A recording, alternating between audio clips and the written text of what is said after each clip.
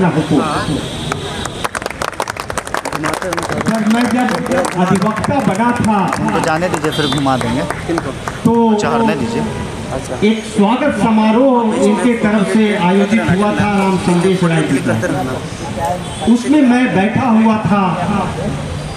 तो उस स्वागत समारोह में 2006 की बात है, इनका भाषण हमने सुना था। इन्होंने कहा कि जितना भ्रष्टाचार निम्न न्यायालय में है उससे ज़्यादा भ्रष्टाचार उच्च न्यायालय में है, और जितना भ्रष्टाचार उच्च न्यायालय में है उससे ज़्यादा भ्रष्टाचार उच्चतम न्यायालय में है। उच्चतम न्यायालय गरीबों को न्याय देने के लिए नहीं है, वो तो बड़े बड़े लोगों का बहुत अच्छा कलम है। तो ऐसे व्यक्ति आज हमारे बीच हैं, तो हम चाहते हैं कि एक बार जोरदार ताली से उनका स्वागत किया जाए।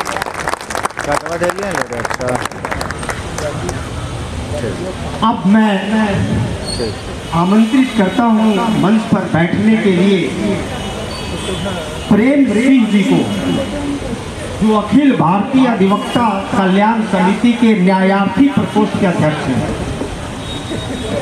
सर, एक बार इनके बारे में मैं कुछ बता रहा हूँ।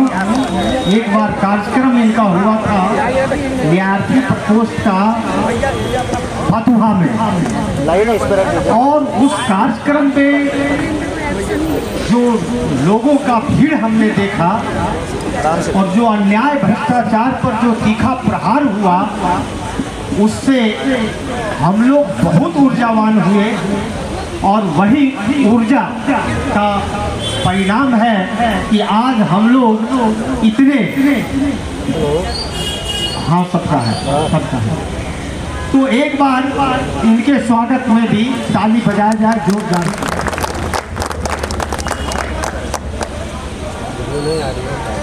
अखिल भारतीय अधिवक्ता कल्याण समिति के महासचिव श्रीनाथ जय सत्य प्रकाश त्रिपाठी जी मंच पर बैठे हुए हैं। सर, आप जरा खड़ा हो जाइए, आपको सब लोग जानना चाहते हैं। इनके स्वागत में एक बार जोरदार ताली बजाया जाए। ये हमारे राष्ट्रीय अध्यक्ष श्री धर्मनाथ प्रसाद यादव जी के ऊपर एक किताब लिखे हैं, उनका विमोचन कुछ दिन पहले हुआ था। वो किताब पढ़ने के बाद हर आदमी ऊर्जावान होता है, और हर आदमी में अन्याय, अत्याचार, भ्रष्टाचार से लड़ने का उत्साह आता है। तो इन्हीं शब्दों के साथ हम चाहते हैं कि एक बार फिर महासचिव के स्वागत में जोरदार ताली बजाएं। हम आमंत्रित करते हैं श्री दामोदर प्रसाद, पूर्व जिला जज एवं सत्र न्यायाधीश। अच्छा, पहुंचने में लगता विलंब है, वो आ ही रहे होंगे, तो उनका स्थान रिक्त रखते हुए सर, हम बतलाना चाहते हैं कि ये जो आक्रोश सभा का आयोजन हुआ सर, इसको रोकने का प्रयास किया गया। हम लोग सुने थे चोर के दाढ़ी में तिनका, यानी कार्यक्रम का आमंत्रण से पता चल गया कि लगता है कि आज सारा पता खुलने वाला है, तो कार्यक्रम को रोकने का भी कोशिश किया गया। लेकिन अखिल भारतीय अधिवक्ता कल्याण समिति के संघर्ष मोर्चा के माननीय राम संदेश राय जी के प्रयास से और इनके साहस से यह कार्यक्रम रुका नहीं। यादव जी हैं, वो गुजरात से आए हैं, वो भी लगता है कि रास्ते में है, उनको आने में कुछ विलंब है, तो विलंब होगा आने में। तो अब मैं आमंत्रित करता हूँ युवा अध्यक्ष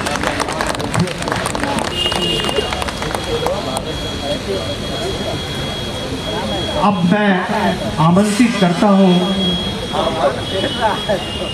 श्री रणविजय सिंह जी को। अच्छा, रणविजय जी अभी यहाँ पर व्यस्त है, तो आप ये है अरुण कुशवाहा जी, ये संविधान विशेषज्ञ है। अध्यक्ष की आवश्यकता होती है,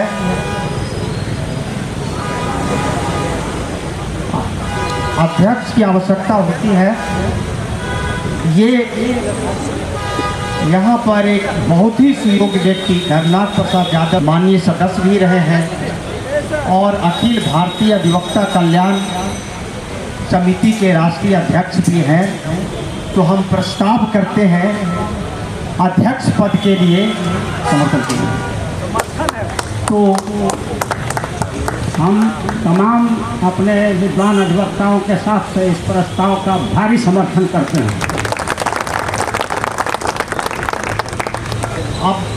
अब मैं निर्वाचित अध्यक्ष माननीय श्री धर्मनाथ प्रसाद यादव जी को मैच सौंपता हूँ कुछ दिशा निर्देश के लिए और स्वागत भाषण के लिए। एक बार जोरदार ताली बजाने का।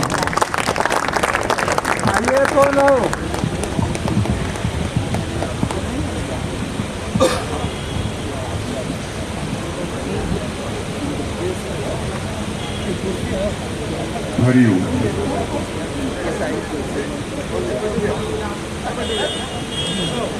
पाटलिपुत्र की धरती पर प्रयागराज से चलकर आए हुए अपने मुख्य अतिथि संघर्षशील, विवेकशील,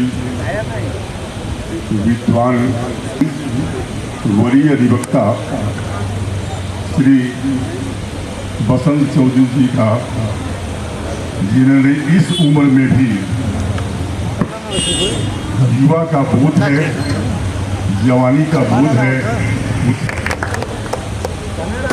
स्वागत करना चाह रहे इस मौके पर। अधिवक्ता जमात में बोलने सबको आता है और कुछ आगे चाहे नहीं कभी, लेकिन कौन चीज कहाँ भूला जाए, कब भूला जाए, यह सेट करने एक अलग काम है। मंचासीन हमारे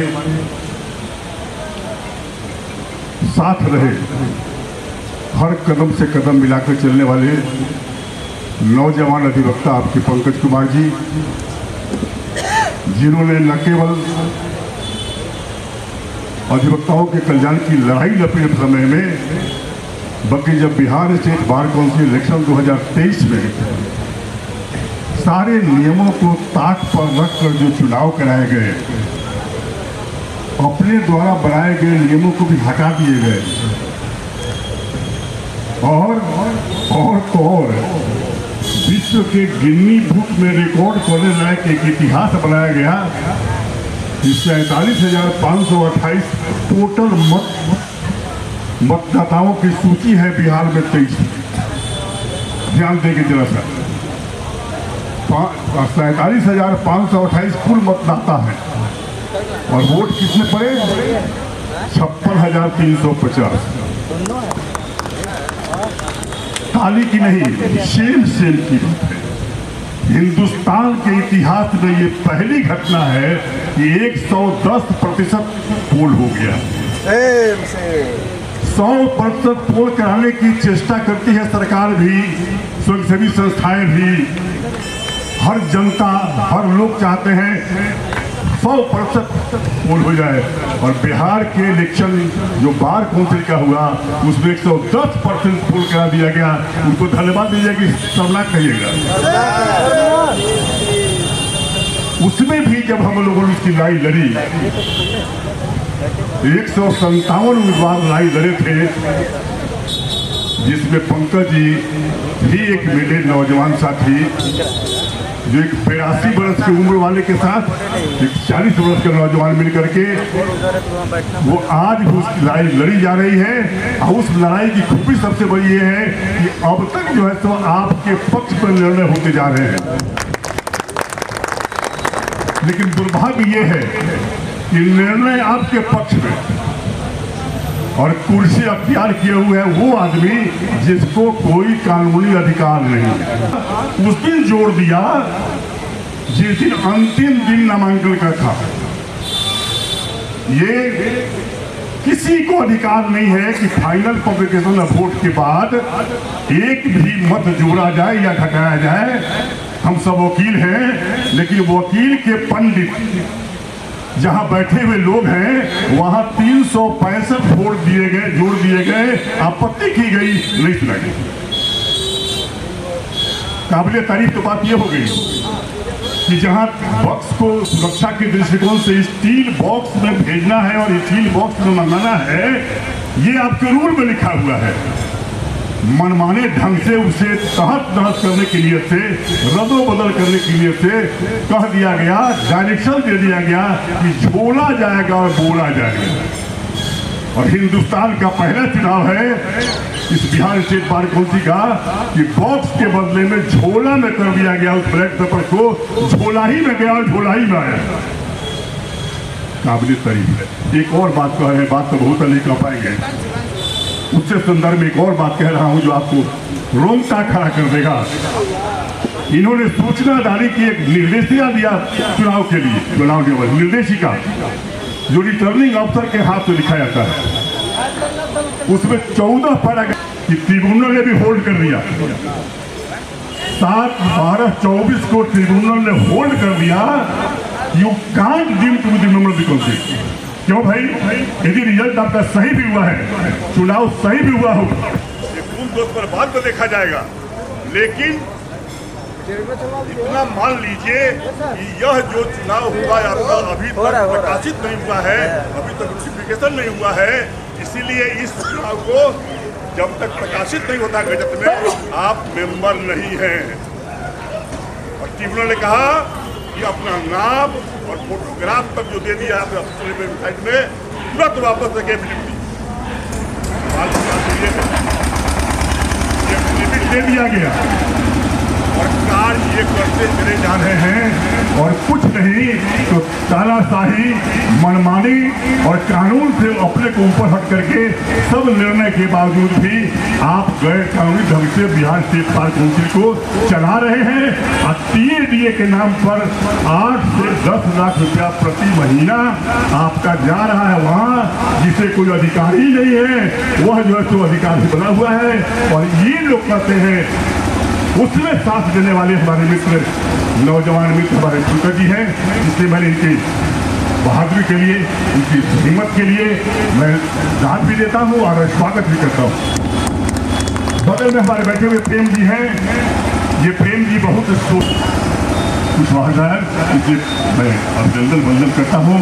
और अंतिम में बाजार से आ रहा हूँ अपने श्री श्री बिहारी सभाट उद्घोषक जी महाराज नदेव जी को।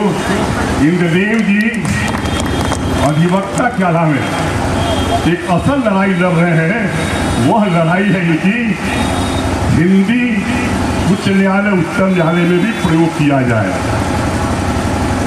एक लाइन की बात है, इसके लिए इन्हें कितनी प्रताड़ना सहनी पड़ रही है, इसका लगभग आप साक्षी होंगे जो नहीं जानते हो कि लेख से वो कह रहे हैं कि इन्हें प्रताड़ित किया गया, दर्जनों मुकदमा में फंसाए गए और अंत में मन नहीं भरा तो बिना किसी कारण के नेचुरल जस्टिस का अपमान करते हुए बिहार स्टेट बार काउंसिल से इन पर कॉग्निजेंस ले लिया मिसकंडक्ट का। अभी हिंदी में बोलना, हिंदुस्तान में हिंदी का पर प्यार करना, हिंदी के प्रति अपनी श्रद्धा व्यक्त करना यदि मिसकंडक्ट है भाई जी तो माफ कीजिएगा, इसमें सब के सब मिसकंडक्ट करना बैठे हुए। तो उसके लिए ये जाने जा रहे हैं और अंतिम स्थिति यहाँ तक इनकी हो गई है कि नहीं जी भरा है तो इनका लाइसेंस सस्पेंड कर दिया गया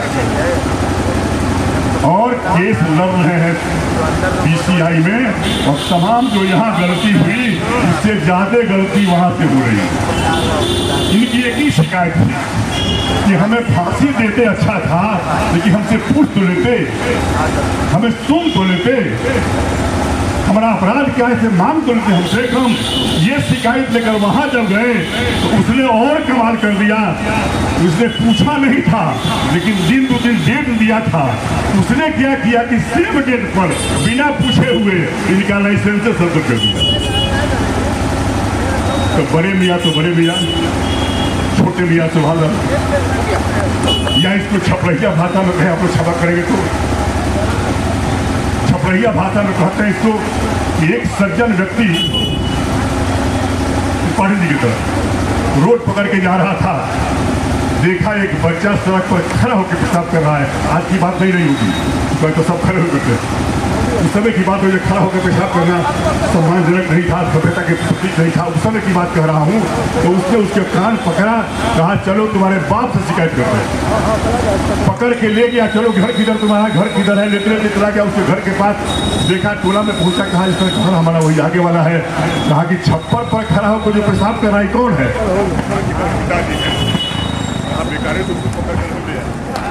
जिसका बाप क्या दिक्कत है? हम यहाँ की शिकायत लेकर वहाँ पहुंचे दरबार में, तो यहाँ तो कम से कम 3 को डेट दिया था। मुझे दिन में पूछा नहीं था हमसे, उसको डेटो नहीं दिया, उसने हमको सस्पेंड कर दिया। यानी सच बोलने का और अपनी माँ बड़े गंभीर मुझसे कहा बैठे हुए, थोड़ा सा दिल थाम करके आप सुनेंगे कि इतने दूर से चल करके और हमने आग्रह किया था कि अपने कुछ समर्थकों के साथ आप बिहार की धरती पर आकर के, क्योंकि बिहार के चेयरमैन बार इंडिया के हैं, जिसे हम गौरवान्वित हुए हैं कि बिहार के चेयरमैन हैं, लेकिन उनके कुकृत्यों के चलते जितना हम अपमानित हो रहे हैं, इस पर विचार करने की जरूरत है कि हमें कौन सा कदम उठाना चाहिए, हमें क्या करना चाहिए, ऐसी परिस्थिति में क्या उचित है, क्या अनुचित है। इस संदर्भ में मीटिंग का जब इनको आह्वान किया, इन्होंने स्वीकार ही नहीं किया। आज सुनकर आपका आश्चर्य होगा, ये 2 बड़ी गाड़ी से 26 सीटर गाड़ी से 40 वकीलों के साथ ये उत्तर प्रदेश से चले हैं आए। जोरदार था। ये उत्तर प्रदेश की वफादारी, संवेदनशीलता का परिचय है। ये ऐसे गंभीर राष्ट्रीय मुद्दा पर कितना सजग है, कितना सचेत है, कितना ये व्यग्र है इस बात के लिए कि शायद कैसे ये मामला तय हो, इन्हें दर्द है। आश्चर्य होगा जब कल आमंत्रण मैं दिया था मित्रों को घुमाने के लिए कि भाई चल रहा है, अचानक बैठक हो गई है, तो इनके बारे में हमारे श्री 1108 योगेश चंद्र वर्मा साहब वरीय अधिवक्ता भी हैं, बार कौंसिल करने के लिए उनके ही लोगों ने जो उन्हें सुनाया वो आपको सुना नहीं चाहे। जबकि हमारे पूर्वज जिसका हम गाना गाते रहते हैं आज तक, वो पूर्वज का कहना एक लाइन नहीं था कि हमेशा याद रखना, ये करिया कोट जब चढ़ जाए तो तुम्हारे ऊपर परिवार के साथ साथ राष्ट्र की नैतिकता भी चढ़ गई। यानी वकील केवल पैसे वाले हैं और उसके संदर्भ में साझा करना थी। और जब सुना हमारे सीनियर श्री प्रसन्न कुमार चौधरी जी ने कि ऐसी बैठक हो रही है, तो फोन पर उन्होंने मुझे आशीर्वाद दिया, कहा कि तुम्हें भगवान कल्याण करें। तो अलग अलग तो हम लोग बोल ही रहे हैं। इन्होंने कहा कि हम भी 2-3 पोस्ट कर चुके हैं, लेकिन अलग अलग बोल रहे हैं। बिहार BCI के अध्यक्ष बनने के बाद 14 वर्षों में 14 बड़ी बड़ी नियमावली का गठन किया और सारे वकीलों के विरोध में किया। जब जब विरोध हुआ उस आदमी ने जाके अब फंस जाएंगे, बस नेक्स्ट डे विड्रॉ कर लेता है या माफ कर लेता है। हम लोग माफ करते रहे हैं, ये हमारी बीमारी भी नहीं है। इस उम्मीद के साथ इस गलती के बाद सुधार, इस गलती के बाद सुधार। एक एग्जाम्पल आपको दे रहे हैं। 2014 में पहली बार आदमी ने 2014 में पहली बार पार्लियामेंट ने एडवोकेट सदस्य हुआ करता था, जमकर विरोध किया, लिखित दिया, बहस हुआ उस पर 6 महीने तक, और लास्ट में स्थिति ये आई कि देखा कि अब हमारा ही बिहार में दिमाग बुरा है, तो बाई को मना कर क्या करेंगे, पलटी मारा, उसको विड्रॉ और लगे हाथ 15 में पूरा उसको ला दिया, थोड़ा बहुत सुधार कर और थोड़ा बहुत सुधार किया। इसका भी विरोध भी ने किया था, लेकिन किसी को आलोचना करने का अधिकार नहीं। जो आलोचना करेगा उसे मिसकंडक्ट माना जाए, अब मिसकंडक्ट में लाइसेंस छीन लिया जाए। इतना भयानक क्रिएट किया जिसके लिए हंगामे हुए, और यहाँ दर्जनों जिला में, उसमें मेरा जिला भी टच पड़ा, इसकी पुतला जलाई गई, उस बिल को जलाया गया। अब कमाल था ये कि उस बिल को इसने प्रकाशित कर दिया गया, और सबसे कमी थी उसमें कि बार काउंसिल ऑफ इंडिया को बैठे हुए हैं सर हमारे सब्जेक्ट टू करेक्शन 49 सेक्शन में रूल बनाने का पावर दिया। ये एक्ट के अनुसार आप रूल बनाएंगे। न्यायालय में जाने की बात आ गई तो 2021 में उसे पर्ची मार के विड्रॉ कर दिया। भाई जी भाई सारा क्यों करता है काम को पार्टी का। 2026 में हम आ रहे हैं, ये 2026 में जो स्थिति बिगड़ी नालसा के छात्रों के साथ या देश के छात्रों के साथ, ये विधि छात्र कौन है, ये विधि छात्र कौन है, ये देश के भविष्य है, ये न्यायपालिका के भविष्य है। आज जो छात्र हैं कल के उन्होंने एडमिट किया है इस बार कि छात्र जीवन में मैं भी ऐसे ऐसे कार्यक्रमों में अग्रणी भूमिका निभाया करता था। यदि छात्रों ने कुछ कहा है मेरे बारे में तो उनका संवैधानिक राइट था, ये एडमिट किया है उन्होंने। इसके लिए काबिल तारीफ है, हम धन्यवाद देते हैं। लेकिन उन्हीं के एक शब्द ने ये गलत चीज का जन्म दे दिया। देश के युवाओं को, देश के छात्रों को, नौजवानों को वो कुछ सबसे बड़े आदमी के मुंह से निकला हुआ शब्द बड़ा ही तूफान बचा। ये क्रोकोम जनता पार्टी बन गई। और आप सब जान रहे हैं कि आज किसी भी राजनीतिक दल से और किसी भी संगठन से करते हैं कि वो बार बार ऐसे हिम्मत दिखावें और हिम्मत उठावें कि सही बात को सही कहें और संविधानिक विरोधी ताकतों को कुचलने का प्रयास करें। उन विद्यार्थियों ने कह दिया नहीं लेंगे।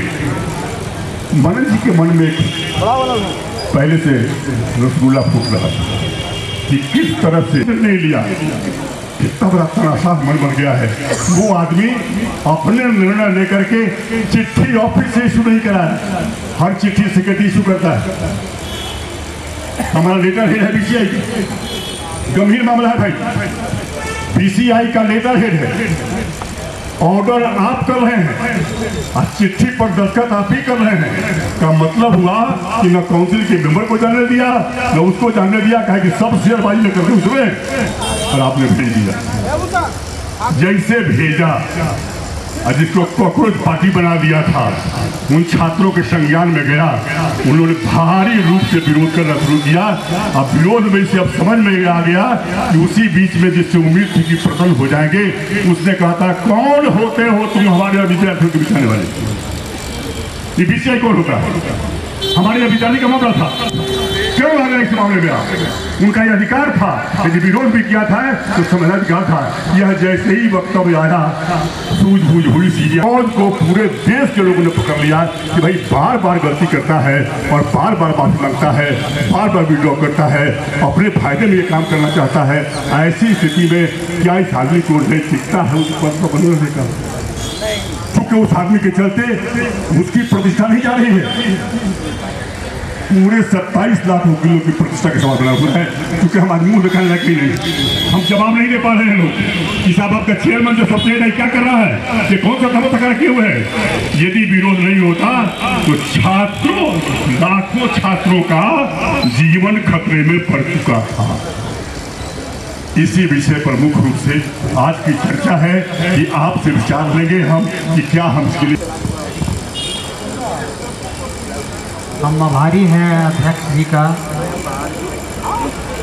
जिन्होंने मेरे ऊपर विश्वास जताया और पुनः मंच संचालन का दायित्व दिया। तो हम अभी अध्यक्ष जी को सुन रहे। संज्ञेय अपराध के अपराधी को कोई भी व्यक्ति भारतीय नागरिक सुरक्षा संहिता 2023 की धारा 40 की सख्ती से गिरफ्तार कर पुलिस को सुपुर्द कर सकता है। मेरे साथ भी संज्ञान अपराध किया। बीसीआई अभिलेख में हेर फेर करके मरा हुआ निलंबन आदेश को जिंदा किया। हमारी तो इच्छा है कि हम उनको अपने हाथों से गिरफ्तार करके पुलिस को सुपुर्द कर दें, लेकिन हम उनको अपने हाथ से इसलिए नहीं सुपुर्द कर रहे हैं क्योंकि हमको इस बात का डर है कि जनता भयभीत हो जाएगी। तो इन्हीं शब्दों के साथ अभी जनता के जमात में हमारे आशुतोष जी बैठे हुए हैं। उनको मंच पर बैठना था, सर्वसम्मति से हम लोग तय नहीं किए थे, लेकिन उनको हम लोग वो अपने ही से जनता के जमात में बैठने का निर्णय लिए और बोले कि आज बोलते तो रोज है, सुनने का मौका वकील को कम मिलता है, तो आज हमारी इच्छा जनता के जमात में बैठकर सुनने की है, न्यायाधीश का काम करने की है। तो इसीलिए बार बार आग्रह करने के बाद भी हम उनको मंच पर नहीं बैठाए। तो लेकिन बोलना तो उनको पड़ेगा। तो अध्यक्ष जी का बात को आपने ध्यान से सुना है। तो आशुतोष जी को हम आमंत्रित करते हैं बोलने के लिए। एक बार जोरदार ताली से इनका स्वागत किया जाए। सभा के अध्यक्ष भाई धर्मनाथ प्रसाद यादव जी, आज की सभा के मुख्य आकर्षण बीसीआई के माननीय सदस्य बड़े भाई आदरणीय श्रीनाथ त्रिपाठी साहब मंच पर बैठे हम लोगों के गौरव और वरीय अधिवक्ता श्री बसंत चौधरी साहब मंच पर बैठे एवं सभागार में उपस्थित आप तमाम बंधुओं एवं बहन मित्रों, हम लोगों को सुनना है। बाहर से हमारे जो अतिथि आए हुए हैं आदरणीय श्रीनाथ त्रिपाठी जी के, मैं केवल 2 शब्द कहना चाहूँगा। पहले तो आप सबको बधाई देता हूँ क्योंकि आप हिंदुस्तान के उस वर्ग से आते हैं जिसका अपना बड़ा गौरवशाली इतिहास है। आज़ादी की लड़ाई नेतृत्व आपने लिया। पहला प्रधानमंत्री राष्ट्रपति आपके बीच के थे। बाद में भी जब भी समाज पर खतरा आया, आपातकाल लगा, नेतृत्व आपने लिया। आज फिर अधिवक्ताओं की जो डिफरेंट स्कीम्स हैं उनका गला घोटा जा रहा है और दुर्भाग्य ये है कि गला घोटने वाला, मनमानी करने वाला, अपना एक तानाशाही का रूप प्रदर्शित करने वाला और कोई नहीं, जिनको हम लोग अपना नेता मानते थे। हम लोगों ने बराबर मत दिया, कई बार जिताया, लेकिन उनके जो अभी कुकृत्य चल रहे हैं उससे पूरे अधिवक्ता समुदाय का हम लोगों का सर झुक गया। इसलिए बारंबार हम लोग निवेदन करते हैं और मांग करते हैं कि अविलंब बिना देर किए हुए बीसीआई के चेयरमैन भाई मनन कुमार मिश्रा जी को त्यागपत्र देना चाहिए ताकि इस प्रोफेशन की मर्यादा कायम रहे।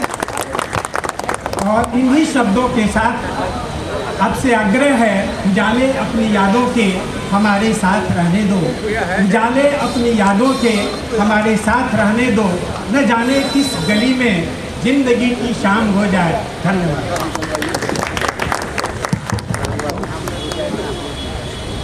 धन्यवाद सर, आपने गागर में सागर भरने का काम किया और बहुत कम समय में सब कुछ कह दिया। तो एक बार इनके स्वागत में जरा जोर। अब जो श्रोता के जमात से वक्ता है उनके लिए 2-2 मिनट का समय निर्धारित है। तो आग्रह होगा कि 2-2 मिनट में ही अपना बात रखेंगे और विशेष रूप से उस बिंदु पर बात रखेंगे कि आदरणीय अध्यक्ष महोदय जी के उद्बोधन में जो श्री मनन कुमार मिश्रा जी का कुकर्मों का उल्लेख हुआ है, अपराध का जो उल्लेख हुआ है, तो क्या उनको पद पर बना रहना चाहिए कि उनको त्याग पत्र देना चाहिए? कांग्रेस जनता पार्टी का जो मांग है कि वो त्याग पत्र दें, वो मांग का समर्थन होना चाहिए या विरोध होना चाहिए? तो इन्हीं शब्दों के साथ मात्र 2 मिनट में बात रखने के लिए हम आमंत्रित करते हैं उदय प्रताप जी को। एक बार जोरदार ताली से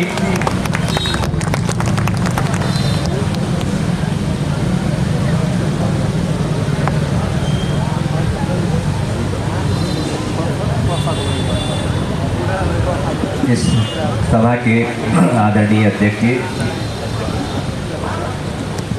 श्री नाथ त्रिपाठी साहब, जो बार काउंसिल उत्तर प्रदेश से बार काउंसिल ऑफ इंडिया में प्रतिनिधि हैं, और हम लोगों के बार के दस्ते हस्ताक्षर आदरणीय बसंत कुमार चौधरी साहब, मंचासीन अतिथिगण, मित्र, बंधुओं, बहन।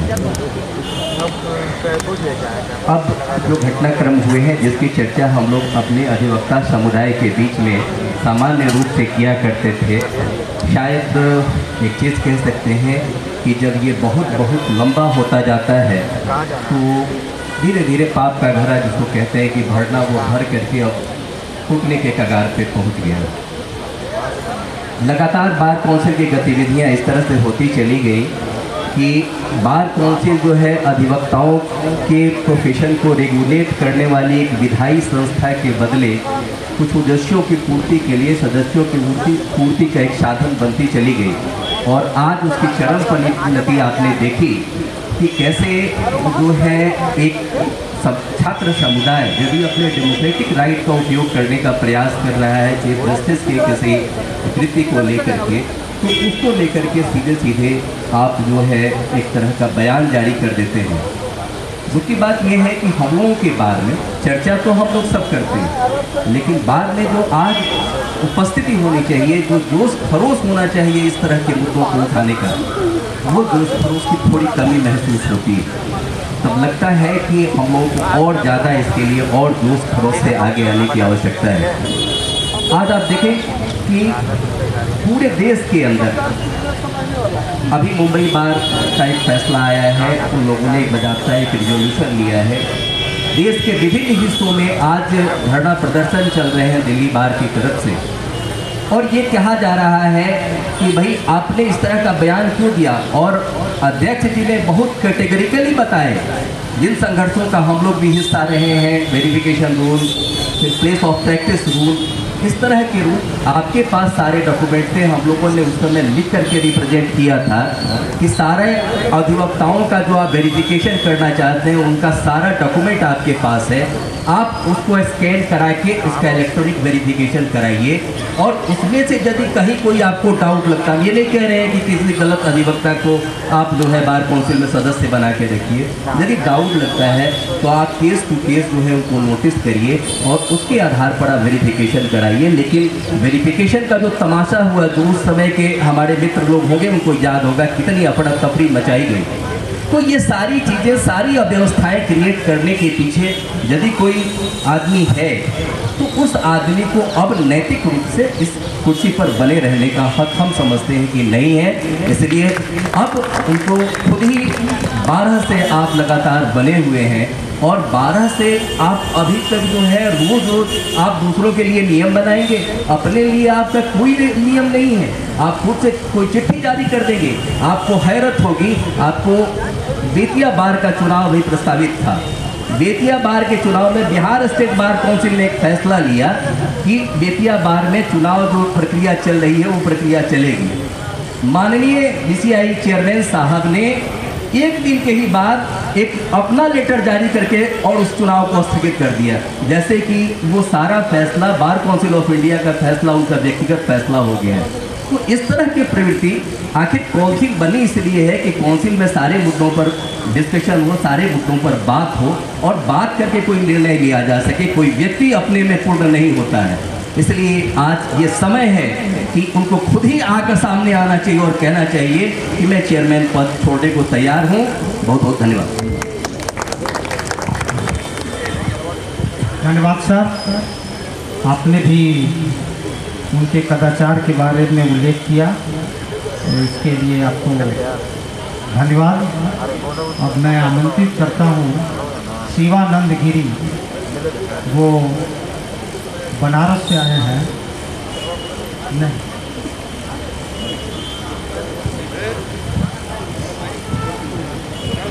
अनिल कुमार पाठक जी हैं, अनिल कुमार पाठक जी हैं। ठीक है, तो ये एक संविधान चर्चा समिति के एक महासचिव है सुनील कुमार सिंह। हम उनसे आग्रह करते हैं कि संबोधन में बिना किसी व्यक्ति का नाम लिए हुए सिर्फ 2 मिनट में अपना बात रखें। सुनील कुमार। आज ये कार्यक्रम की अध्यक्षता कर रहे हैं अध्यक्ष महोदय। 2 मिनट में हमको अपनी बात रखने का मौका मिला है। बस यही कि बार काउंसिल ऑफ इंडिया की स्वायत्तता, निष्पक्षता और गरिमा को बचाने हेतु यह कार्यक्रम हुआ है। इसमें हम लोग इसके समर्थन में है कि विरोध में, हम लोग जितने भी यहाँ बैठे हुए हैं और खड़े हैं सब लोग जोरदार समर्थन में है। इसलिए कि हमको नहीं लगता है कि शायद ही कोई एक अधिवक्ता होगा जिसको मना नहीं किया होगा कि मत जाओ कार्यक्रम में, वहाँ बहुत बड़ा समस्या हो जाएगा। इसलिए उसके बाद भी जो आए हैं वो काबिल तारीफ है और इनकी उतना ही सहना होना चाहिए जितना हमारे देश के जो नौजवान अपने देश के लिए फांसी पर चढ़ गए वही नौजवान है जो यहाँ दिखाई दे रहे हैं। इसलिए मैं 2 मिनट का ही समय के लिए इन जवानों के लिए अपने श्रीनाथ त्रिपाठी जी हैं उनको समर्पित करता था। समय जय हिंद, जय भारत। धन्यवाद सुनील जी, आपने वास्तव में 2 मिनट में गागर में सागर भरने का काम किया। अब मैं डॉक्टर मधुसूदन राय जी को अखिल भारतीय अधिवक्ता कल्याण समिति के महामंत्री साहब हैं। सर, बिना संबोधन में किसी का नाम लिए हुए 2 मिनट में अपनी बात रखा। आज की अध्यक्षता करते हुए अखिल भारतीय अधिवक्ता कल्याण समिति के राष्ट्रीय अध्यक्ष श्री धर्मनाथ प्रसाद यादव जी और त्रिपाठी जी, आज के जो है समय है इस परिस्थिति में एक ही है, बार काउंसिल को बचाना होगा। अगर जब तक बार काउंसिल में जब तक मनन कुमार मिश्रा जी रहेंगे कभी बच नहीं पाएगा। इसलिए कि आज हम लोग बार काउंसिल पे बचाने के लिए ये सम्मेलन और ये है, आप लोग से आग्रह है, आप लोग से निवेदन है कि इस संघर्ष में हम लोग त्रिपाठी जी और धर्मनाथ प्रसाद यादव जी को हाथ मजबूत कर करके श्री मनन कुमार मिश्रा जी को इस्तीफा जब तक नहीं लेते हैं तब तक हम लोग संघर्ष करते रहेंगे। यहाँ से जरूर सदन से सड़क से लेकर के सदन तक संघर्ष करते रहेंगे। जरूरत पड़े तो दिल्ली के जंतर मंतर तक जाने का प्रयास करेंगे जब तक इस्तीफा नहीं देते हैं। इसी साथ में अपनी वाणी को विराम देता हूँ। जय हिंद, जय भारत। धन्यवाद सर, आपने गागर में सागर भरने का काम किया। अब मैं आमंत्रित करता हूं बोलने की जोरदार ताली। बोलने का तो बहुत लंबा बोलते हैं, बहुत अच्छा बोलते हैं, लगेगा कि सुनते रहें, लेकिन इनसे आग्रह है कि 2 मिनट में ही अपनी बात को रखें। माननीय अध्यक्ष महोदय एवं हमारे समाज के Bihar all India bar council के चेयरमैन को चेयरमैन साहब श्री त्रिपाठी जी और हमारे मंच पर और मंच के पीछे बैठे हुए बीच में बैठे हुए सभी अधिवक्तागण, हम लोगों ने बहुत लड़ाई लड़ी है अधिवक्ताओं के कल्याण के लिए और 6 बार हम लोग जेल गए। लेकिन आज जो स्थिति bar council Bihar bar council की वजह से अधिवक्ता कल्याण कोष अधिनियम का हुआ है, इसे हम लोग सुन करके बहुत व्यथित हैं। और आज स्थिति यह है कि हजारों हजार देश के यहाँ कोर्ट में अधिवक्ता कल्याण कोर्ट अधिनियम में पड़े हुए हैं, उन पर कोई विचार नहीं होता है, क्योंकि हमारे बीच ऐसे बार काउंसिल ऑफ इंडिया के चेयरमैन हैं जो उनको अपने स्वार्थ के अलावे किसी अधिवक्ताओं का स्वार्थ दिखाई ही नहीं पड़ता है। इसलिए ऐसे चेयरमैन को तुरंत अपने आप इस्तीफा दे देना चाहिए। इन सब बातों के धन्यवाद सर। अब मैं बोलने के लिए आमंत्रित करता हूं अशोक कुमार अधिवक्ता जी को। एक बार जोरदार ताली से। साथियों, अभी तो हम सुनने के लिए आए थे श्रीनाथ त्रिपाठी जी को, लेकिन मुझे भी मौका मिला, मैं आभार व्यक्त करता हूं। और मुझे सिर्फ इतना ही कहना है कि आज पिछले जब से हमारे चेयरमैन मनन कुमार मिश्र जी बने, तब से जो हालात पैदा हुआ अधिवक्ताओं की एकता का, उनके अधिकार का, और उनको जिस तरह से डराया जाता है, उनके पंजीकृत होने का तो अभी स्टूडेंट का मामला है, जो पंजीकृत छात्र जो लॉयर हैं, जो अधिवक्ता हैं, उनका रद्द करने के लिए भी डराया जाता है ताकि बगावत नहीं हो।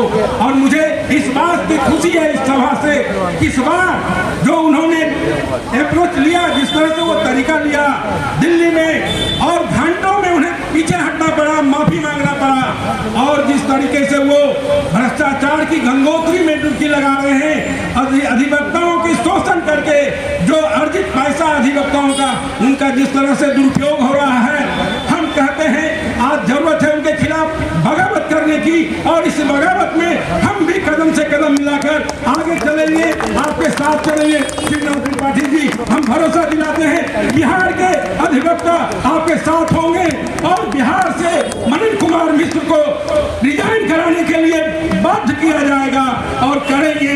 इस उम्मीद के साथ हम अपनी बात खत्म करते हैं। धन्यवाद सर। अब मैं बोलने के लिए आमंत्रित करता हूं 2 मिनट में ही रुपेश जी को। रुपेश जी, 2 मिनट के लिए आपका समय है, आप आइए और 2 मिनट में अपना बात रखिए। रुपेश जी नहीं है तो अब मैं समय बोलने के लिए तो बहुत लोग हैं, और लगता है कि समय बीत रहा है हमारे अतिथिगण को, तो अब मैं बोलने के लिए आमंत्रित करता हूँ संविधान विशेषज्ञ अरुण कुशवाहा जी को। एक बार जोरदार ताली से इनका स्वागत करें। मैं खुद घोषणा करता हूँ कि 2 से 2.5 मिनट में अपनी बात समाप्त करूँगा। जहाँ तक मेरी आवाज़ पहुँच रही है, अगर ज़मीन पे बैठकर मेरी कोई बात सुन रहे हों तो ज़मीन पे असली रचने बसने वाले ज़मीन के ज़मींदारों, इस सभागार में कुर्सियों पर बैठे हुए समाज के विद्वान कुर्सीदारों और मंच रूपी चौकी पर बैठे हुए समाज के सम्मानित चौकीदारों, यह देश अधिवक्ताओं के द्वारा संभाला गया है। 200 वर्षों की गुलामी की जंजीर में जब भारत जकड़ा हुआ था, तो महात्मा गांधी एक वकील ने अपनी वकालत छोड़कर आधी धोती ओढ़कर पूरे देश में अलख जगाया, और 200 वर्षों से जमे हुए अंग्रेजों को यहाँ से उखाड़ करके फेंका। ये अधिवक्ताओं का इतिहास है। जब देश आजाद हो गया, भारत का संविधान लिखने का वक्त आया, तो अधिवक्ता समाज का डॉक्टर भीमराव अंबेडकर आगे आए, और भारत का क्या, अगर उनको मौका दिया जाता तो पूरी दुनिया का भी संविधान लिख करके वो रख देते। इतना विद्वान हमारे अधिवक्ता डॉक्टर भीमराव अंबेडकर थे। जब हम लोगों ने संविधान लिख दिया तो छोटे छोटे जमींदार 532 रियासतों में बटे हुए थे। उन 532 रियासतों को एक करने वाला लौह पुरुष सरदार वल्लभ भाई पटेल भी अधिवक्ता ही समाज के थे। प्रथम राष्ट्रपति इसी पटना हाईकोर्ट के डॉक्टर राजेंद्र प्रसाद बने अधिवक्ता समाज के थे, और प्रथम प्रधानमंत्री भी अधिवक्ता समाज के ही बने। हम गौरवान्वित होते हैं कि हम ऐसे अधिवक्ताओं के वंशज हैं। लेकिन आज शर्मिंदगी महसूस होती है कि आज हमारे बिहार का ही बार काउंसिल ऑफ इंडिया का चेयरमैन ऐसे ऐसे घिनौने काम कर रहे हैं जिससे हमें लगता है कि मनन बाबू हम शर्मिंदा हैं कि आप बिहार से जाकर के इस तरह के काम कर रहे हैं।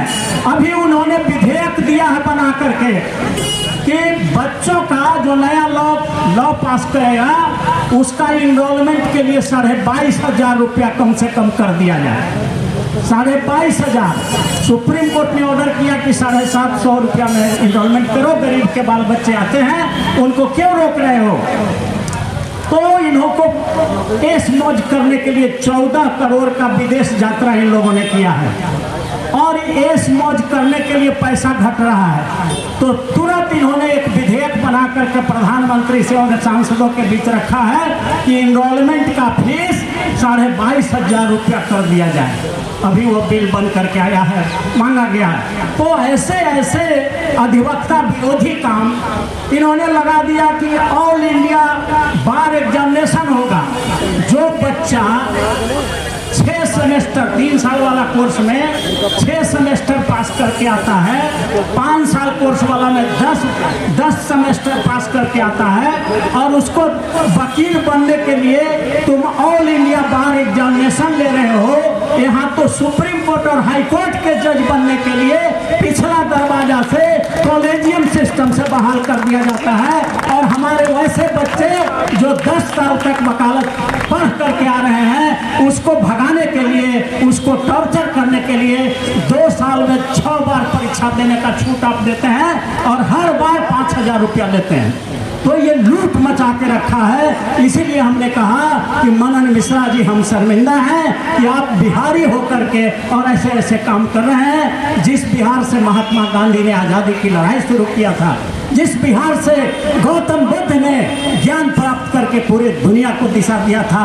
इसलिए हम उनके इस्तीफे की मांग करते हैं। और भी बहुत सारे उनके अधिवक्ता विरोधी कार्यक्रम है जो लोग बताएंगे। इतना ही कहते हुए अपनी बात समाप्त करते हैं कि वो इतना शातिर है कि वकील समाज के लोगों वो जमीन छीन लेंगे, गगन छीन लेंगे। अगर हम लोग अपने अधिकारों के लिए सोते रहे तो वो अर्थी से तेरा कफन छीन लेगा, कफन छीन लेगा। इसलिए हम लोगों को जागरूक रहना है। बहुत बहुत धन्यवाद। Thank you. धन्यवाद सर। अब मैं बोलने के लिए आमंत्रित करता हूँ श्रोता के जमात से ओम प्रकाश अधिवक्ता। एक बार जोरदार ताली से इनका स्वागत।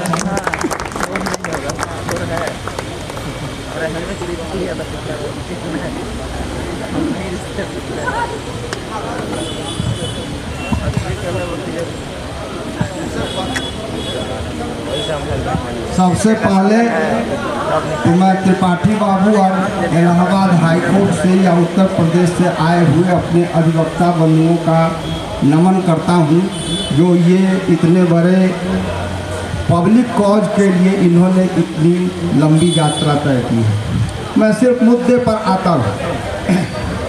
आप सभी लोग जानते हैं कि 1907 में भगत सिंह का जन्म हुआ था और 23 मार्च 1931 को उनका फांसी हुआ था। यानी उनकी उम्र 23 से 24 वर्ष की थी। अब मैं आता हूँ नालसा यूनिवर्सिटी के उन विद्यार्थियों की उम्र पर। 17-18 वर्ष में वो लड़के क्लैट का एग्ज़ाम देते हैं, इंटर पास करके 5 साल लगता है और वो 23-24 वर्ष की अवस्था में होते हैं। ये बार काउंसिल के आदेश से उन्हें भगत सिंह बनाने की नियत की गई थी। ये एक आपराधिक कृत्य है और जब तक समाज नहीं जगेगा, हम सबों में सभी के बच्चे 23-24 वर्ष की अवस्था में आएंगे और वो नया जनरेशन आएगा, उनकी भविष्य की चिंता कौन करेगा? ये हम ही लोगों को करना है। भगत सिंह की एक कहानी याद आती है। आज तो स्कूल बंद होते हैं, उस समय स्कूल खोले जाते थे। लाहौर में उस समय इतने महाविद्यालय नहीं थे। भगत सिंह पास कर के आए थे, नेशनल कॉलेज खुली थी। नेशनल कॉलेज लाहौर में भगत सिंह ने अपना नामांकन लिया था और उस नेशनल कॉलेज के प्राचार्य छबीला दास हुआ करते थे। छबीला दास ने एक स्लोगन दिया था जो भगत सिंह और आज़ादी के इतिहास में एक स्लोगन बना शहीदों ने उसे आज़ादी का स्लोगन बनाया। वो है एक बार जमाने को, एक बार दुनिया को गुलामी से मैं आज़ाद करा दूंगा, एक बार जमाने को मैं आज़ाद करा दूंगा। हमारे यहाँ उपस्थित सभी बंधुओं को यह संकल्प लेकर जाना चाहिए कि वो जैन जी के जो बच्चे हैं उनकी भविष्य की सुरक्षा का संकल्प आपको लेना होगा और इस देश के भविष्य का निर्माण आपके हाथों में है। इन्हीं शब्दों के साथ मैं अपनी वाणी को विराम देता हूँ। बाकी दूसरी बात से इन्होंने कुकर्म की मनन कुमार मिश्रा ने जो छड़ी लगा दी है, उसके लिए जितनी उनकी निंदा की जाए, जितनी निंदा की जाए वो बहुत कम। लेकिन सबसे बड़ी दिक्कत की बात एक ये है कि उनको इतना दिन झेला किसने और क्या इसके विषय में सोचा गया। आश्चर्य बात आ रही है कि कुछ लड़के जो सामने आए कि नहीं वहाँ उनसे हमको नहीं पुरस्कार लेना है, ये उनके विरोध में खड़ा हो गए, तब जाके हमारी नींद टूटी। ये बिहार क्रांतिकारियों की धरती रही है।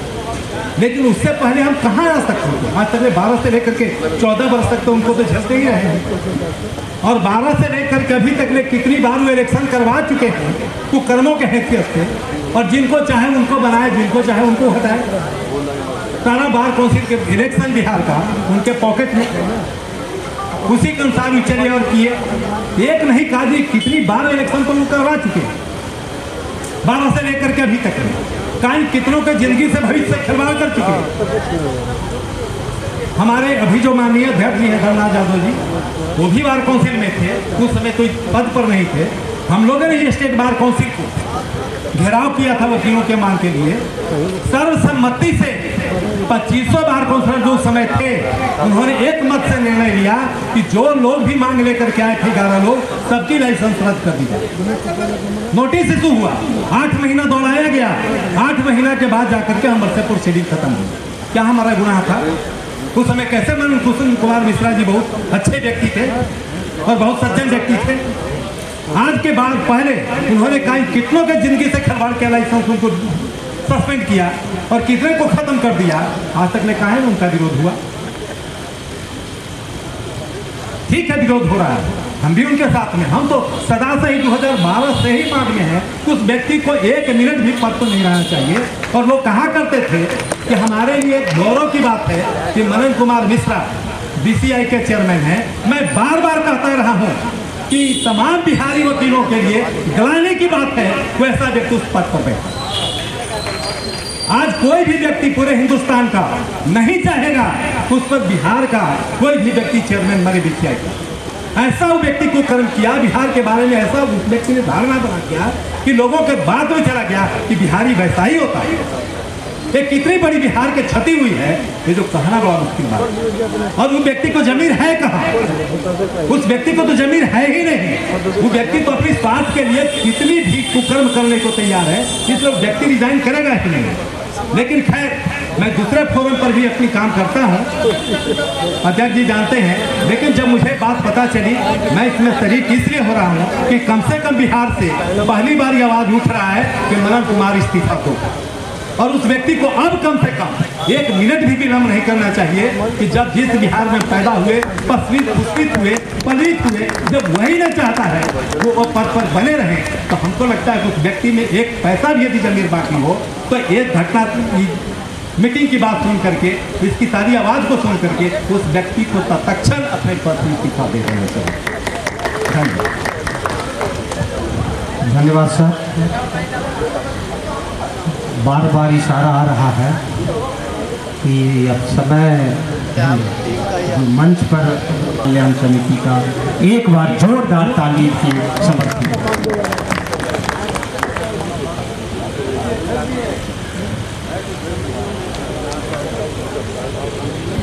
शतावधि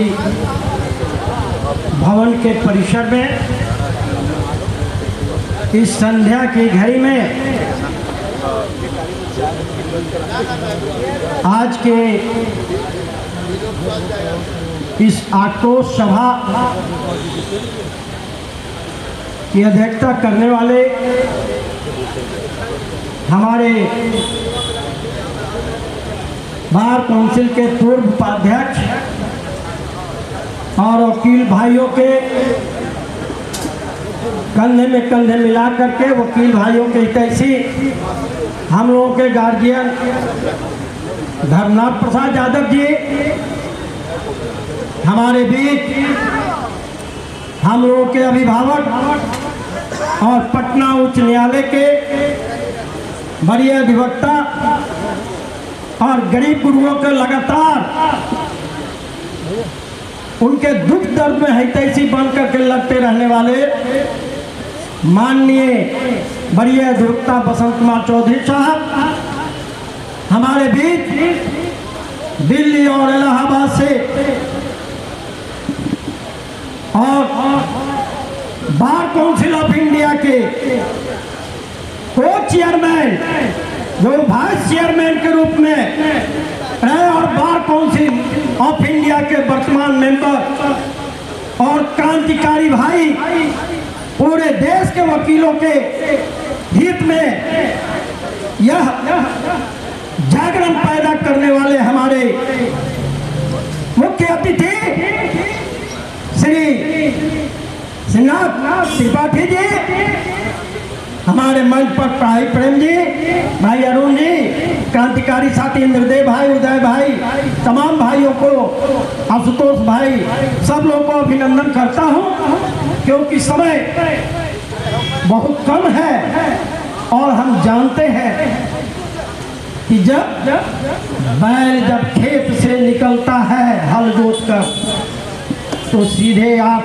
अगल बगल कुछ नहीं दिखाई देता है, उसको पेट की चिंता नदहा दिखाई देता है।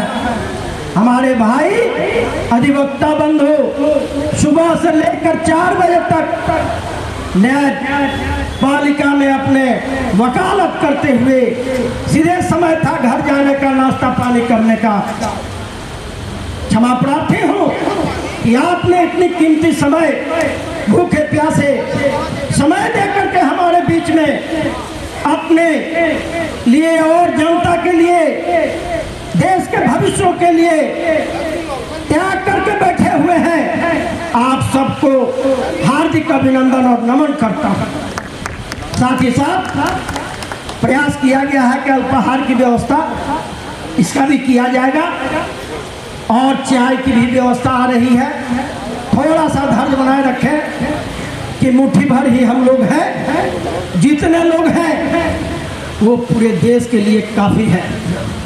हमारे देश की आज़ादी में मुट्ठी भर देश के स्वतंत्रता सेनानियों ने अलग जगह था 1857 से लेकर भारत छोड़ो आंदोलन तक, लेकिन देश के आम जनता का, किसान, गरीब किसान, मजदूरों का सब लोगों ने नैतिक समर्थन करके देश को आजाद कराने का काम किया था।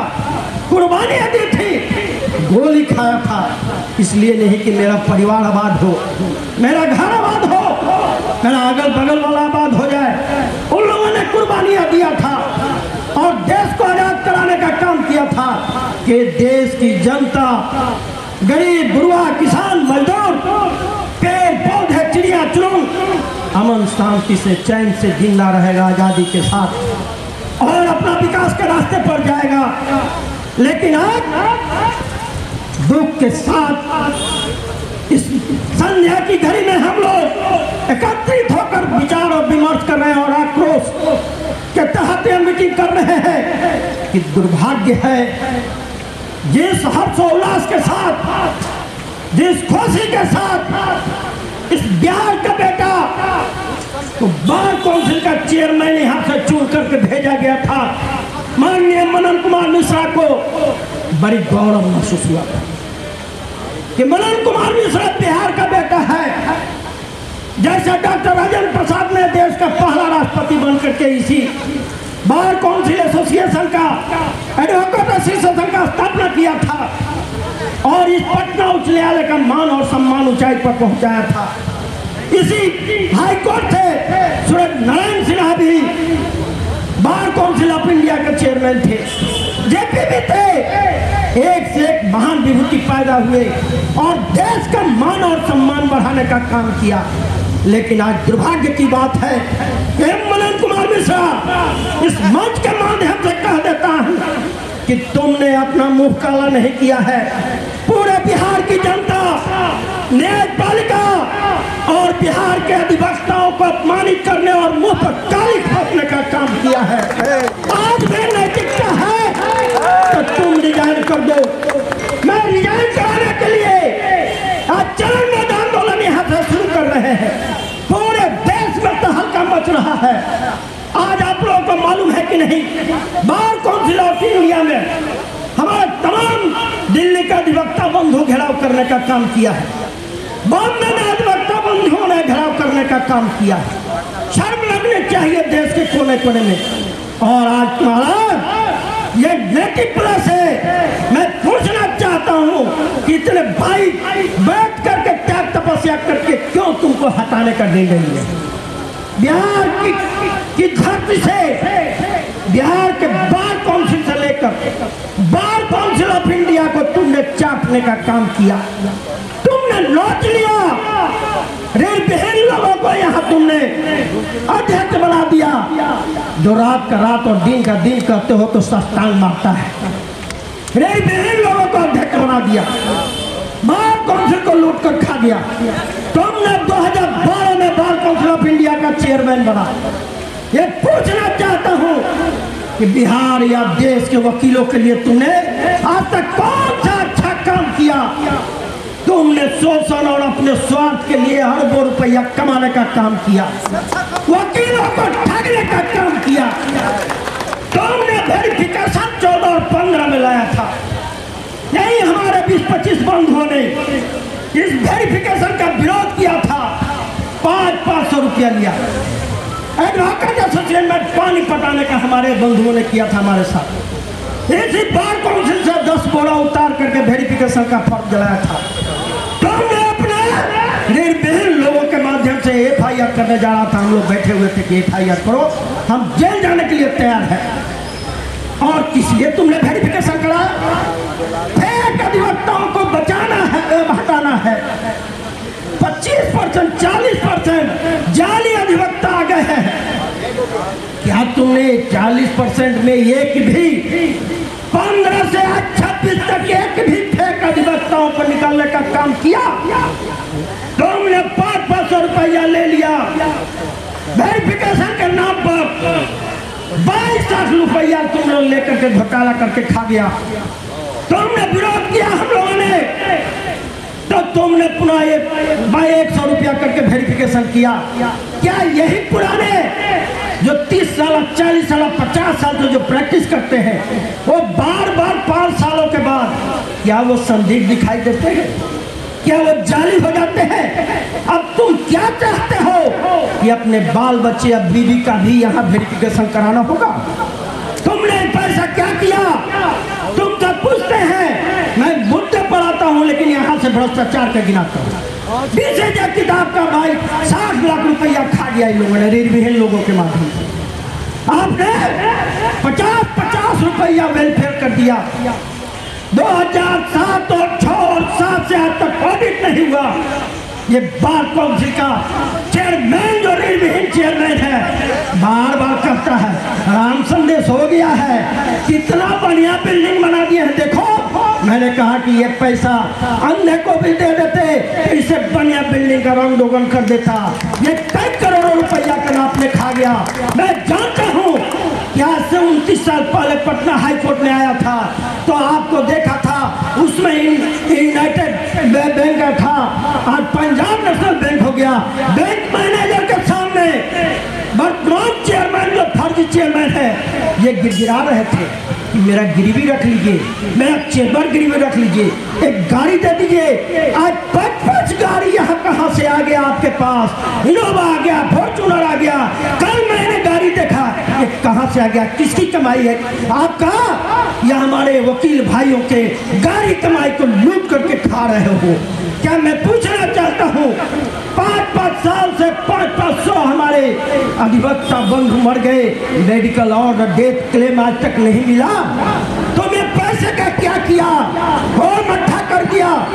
और बार काउंसिल ऑफ इंडिया के चेयरमैन के नाम पर ये सारा घोटाला हो रहा है। और मैं चल रहा हूँ, ये दिल्ली में जो बार काउंसिल ऑफ इंडिया के चेयरमैन बैठा हुआ है, जो उंगली पर घुमा रहा है, जहाँ 1 करोड़ रुपया में बिहार स्टेट बार काउंसिल का चुनाव होता है, इस बार तुमने बोरा में वोटर लिस्ट ला करके और 4 करोड़ रुपया लुटा दिया।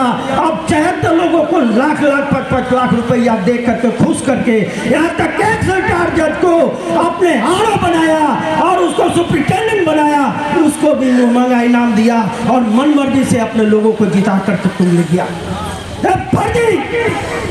माननीय अध्यक्ष हमारे धर्मनाथ बाबू उपस्थित है, इन्होंने बार काउंसिल ऑफ इंडिया के ट्रिब्यूनल में केस किया। हम लोग को पूर्ण विश्वास था कि हमारे यहाँ का बहुत अच्छे और ईमानदार चीफ जस्टिस रहे राजेंद्र मेनन साहब, वो ट्रिब्यूनल के 3 सदस्यीय का कमेटी का चेयरमैन थे। और वहाँ तीसरा सदस्य मृदुला मिश्रा माननीय एक्स जस्टिस, और तीसरा सत्यनारायण बाबू एक्स जस्टिस, जो महाराष्ट्र में चेन्नई के थे। इन तीनों लोगों के नेतृत्व में लगा कि जीत हो जाएगी। तुमने वैसे व्यक्ति को भी तुमने खरीदने का काम किया और केस को गुमराह करने का काम किया। तुमको यही राजेंद्र मेनन ने 7 दिसंबर 1924 को तुम लोगों को कह दिया गया था कि जितने भी बिहार स्टेट के इलेक्टेड 25 मेंबर हो, तब तक आप मेंबर नहीं हो सकते हो जब तक गैजेट नहीं हो जाता है, और तब तक कोई ऑफिस बियर नहीं हो सकते हो। एक फर्जी बार काउंसिल ऑफ इंडिया के चेयरमैन, तुम मेंबर नहीं हो और तुम फर्जी यहाँ का चेयरमैन बना कर रखा। कोर्ट में यह आदमी, यहाँ का चेयरमैन ने जब नॉमिनेशन फीस बढ़ा दिया था, कोर्ट में कहा हुजूर राम संदेश जी गाली दिया करते हैं। मैंने कहा हुजूर क्षमा प्रार्थी हूँ, इनको आदेश दिया जाए कि राम संदेश कभी अनपार्लियामेंट्री बोलता हो, कभी गाली दिया हो, ये प्रोसीडिंग चलाए और FIR करे। मुंह बंद हो गया, दलील होकर के बैठ गया। इस आदमी देखा था कि आपने 25,000 20,000 नॉमिनेशन फीस कर दिया। बस इस बात पर नीचे हमने कहा कि ये फर्जी चेयरमैन है, एक बार काउंसिल को लूट कर खा रहा है। यही नहीं, बार काउंसिल ऑफ इंडिया का कुकर में उन्हीं के इशारे पर है। और बार काउंसिल ऑफ इंडिया के चेयरमैन का कुकर में जान लीजिए, रिजाइन किस लिए मांगा जा रहा है? आप अपने मान और सम्मान के अधिकार को बचाना है। इन्होंने लाया वेरिफिकेशन फॉर्म, उसके बाद 21 में लाया रोज अमेंडमेंट, उसमें दे दिया कि वकील भाइयों कोई जज के खिलाफ नहीं बोले। जिसने देश की आजादी में हम भूमिका निभाई, वकीलों ने देश को कल बदलने का काम किया, उसके मुंह पर तुमने ताला लगाने का काम किया और कहा कि कोई वकील जज के खिलाफ नहीं बोल सकता है। और शर्म आनी चाहिए तुम्हारे जैसा चापलूस भारतीय BCI के चेयरमैन को। और कहा कि यदि कोई मैंने जज को बोलता है या कुछ अनाप्राप्त बोलता है तो यहाँ प्रोसीडिंग के लिए बार काउंसिल में व्यवस्था है। तुमने 3 एक्स जजेस का कमेटी बना दिया और कहा कि प्रोसीडिंग वहाँ चलेगा और 5 साल 6 साल तक तुमको चुनाव से वंचित कर दिया। ये कला कमेटी नहीं, यही तो कल्याण किया। मैं पूछना चाहता हूँ, बिहार स्टेट बार काउंसिल का चुनाव हुआ, आज आप पूछ सकते हो, सब भाई लोगों का कान खड़ा होकर के सुन लेना है कि 2 Fortuner, 1 Fortuner bar council of India के नाम पर खरीदा गया और वो बिहार चुनाव में लेकर के आया और गाड़ी से घुमा और घूमते घूमते धीरे धीरे हड़प लिया। ये बार काउंसिल ऑफ इंडिया का। दूसरा, 2 इनोवा गाड़ी अपने रिलेटिव को दे दिया, वो भी हड़प लिया। तीसरा फॉर्चूनर को भी हड़प लिया। भैया अभी 5वां बार काउंसिल ऑफ इंडिया का फॉर्च्यूनर खरीदा गया है, उसको वह गाड़ी लेकर के बीजेपी का ऑफिस झंडा लगा कर घूम रहा है।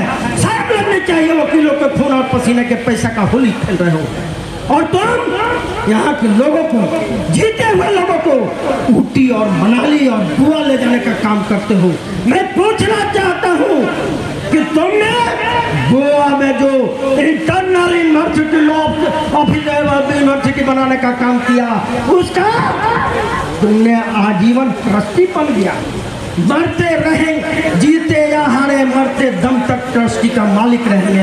ये बार काउंसिल ऑफ इंडिया का पैसा तुम अपने एक भतीजा को, तुम अपने चौथे बेटे को, तुम अपने एक साली को और 3 रिलेटिव को, 6 लोगों को एडमिनिस्ट्रेटिव पदाधिकारी बना दिया है। तुम्हारे बाप का बार काउंसिल ऑफ इंडिया है कि तुमने उसको बेच दिया और 400 करोड़ रुपया कमा करके और तुम मौज मस्ती लूटते हो।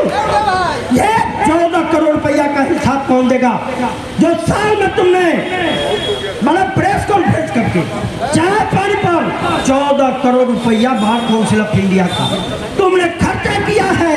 पर महीना 7 करोड़ रुपया होता है। ये किसका है?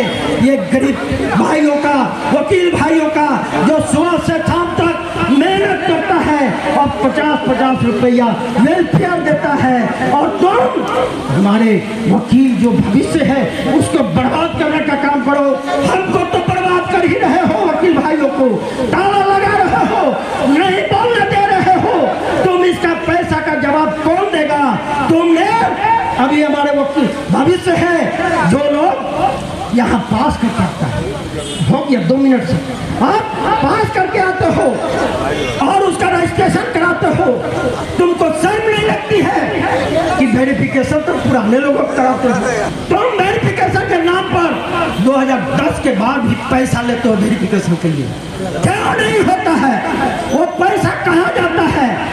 और कहते हो कि रजिस्ट्रेशन हो गया तब बार काउंसिल ऑफ इंडिया का एग्जाम पास करना होगा। मैं पूछता हूँ, एक भी यदि बार काउंसिल ऑफ इंडिया का परीक्षा देने वाला वकील वहीं से डायरेक्ट आकर के और तीक्ष्ण तेज वकालत कर लेगा तो मैं गुलामी खटूंगा। जब तक वो लाइसेंस के बाद हाई कोर्ट, सिविल कोर्ट और सुप्रीम कोर्ट नहीं जाएगा, 5 साल तक मेहनत नहीं करेगा, वो नहीं सीख सकता है। तुमने अपने कमाने का जरिया बना लिया और बार काउंसिल ऑफ इंडिया के परीक्षा के लिए 3500 से 4500 रुपया ले रहे हो और मात्र 500 से 600 खर्चा है। हमारे गरीब किसान मजदूरों का बच्चा जो रजिस्ट्रेशन कराता है, पैसा नहीं है। सुप्रीम कोर्ट ने 700 कर दिया था, 22,000 करने जा रहे हैं। तुमने ऐसा व्यवस्था किया कि बार काउंसिल ऑफ इंडिया का जिसके पास जज्बा हो, लड़ने की क्षमता हो, वकील भाइयों को सेवा करने की क्षमता हो, उसके पास पैसा नहीं है। तुमने 1,30,000 नॉमिनेशन फीस कर दिया बार काउंसिल का। तुम्हारे बाप घर चलाएगा? तुमने तो लूट लिया बार काउंसिल ऑफ इंडिया को, बिहार के बार काउंसिल को। ये कहाँ चलाएगा? तुम वही करते हो कि सारे दबे कुचले शोषित और कमजोर वर्ग के लोग बार काउंसिल में नहीं आएगा और जिसके पास पैसा रहेगा वही लड़ेगा, वही जीतेगा और हम लोग मौज मस्ती लुटते रहेंगे। ये बपौती संपत्ति बना ली। और यहाँ जितना बार काउंसिल में जीता हुआ लोग है, मैक्सिमम जब पटना में आदमी आता है तो सस्ता चरण छूटता है। ये निर्विहीन लोग क्या कर सकता है? मैं पूछना चाहता हूँ, नौसार और ये कई हैदराबाद और टाटा साइंस कॉलेज के स्टूडेंटों ने चीफ जस्टिस को फाइट किया, लेकिन तुम कौन सा चापलूसी करने के लिए चीफ जस्टिस के पास तुमने कहा कि ये इनका इन्वॉल्वमेंट नहीं करेंगे। तुम्हारे बाप का दिन नहीं है, लोकतंत्र जिंदा है, लोकतंत्र तानाशाह में नहीं बदलने वाला है और तुम तानाशाही करते हो। तुम्हारे जैसा लोगों को जो अंग्रेजों 200 वर्षों तक अंग्रेजों ने तानाशाही किया, भारत की जनता ने महासात समुद्र दूर भगा करके, कुचल करके दाह संस्कार कर दिया। मनोज कुमार मिश्रा, तुम जनता और वकीलों भाइयों के सामने तुम क्या हो? चुटकी से मसल दिए जाओगे। होश में आओ। यदि तुम आज भी नैतिकता के आधार पर रिजाइन नहीं करोगे तो हमें तुम वकील भाई लोग जो देश को आजादी किया, अंग्रेजों को नेस्तनाबूद किया, तुमको भी चुटकी भर और जेएनजी वाले लोग विरोध कर रहा, चुटकी भर मसल करके दाह संस्कार करने में देर नहीं इसलिए सावधान हो जाओ। नैतिकता के आधार पर तुमको 15 दिन का समय दिया जा रहा है। यदि रिजाइन नहीं करते हो तो हम तहसीलदार त्रिपाठी साहब के नेतृत्व में, हमारे गार्जियन बसंत कुमार चौधरी के नेतृत्व में, धर्मनाथ बाबू के नेतृत्व में, और दूसरा जो दिमागी नक्सल बनाए हो, ये दिमागी नक्सल लोग जो भरमाने खत्म कर ये निकल पड़ेंगे और तुमको नेस्ता नाबूद करके रात दम लगेंगे। जय हिंद, जय भारत,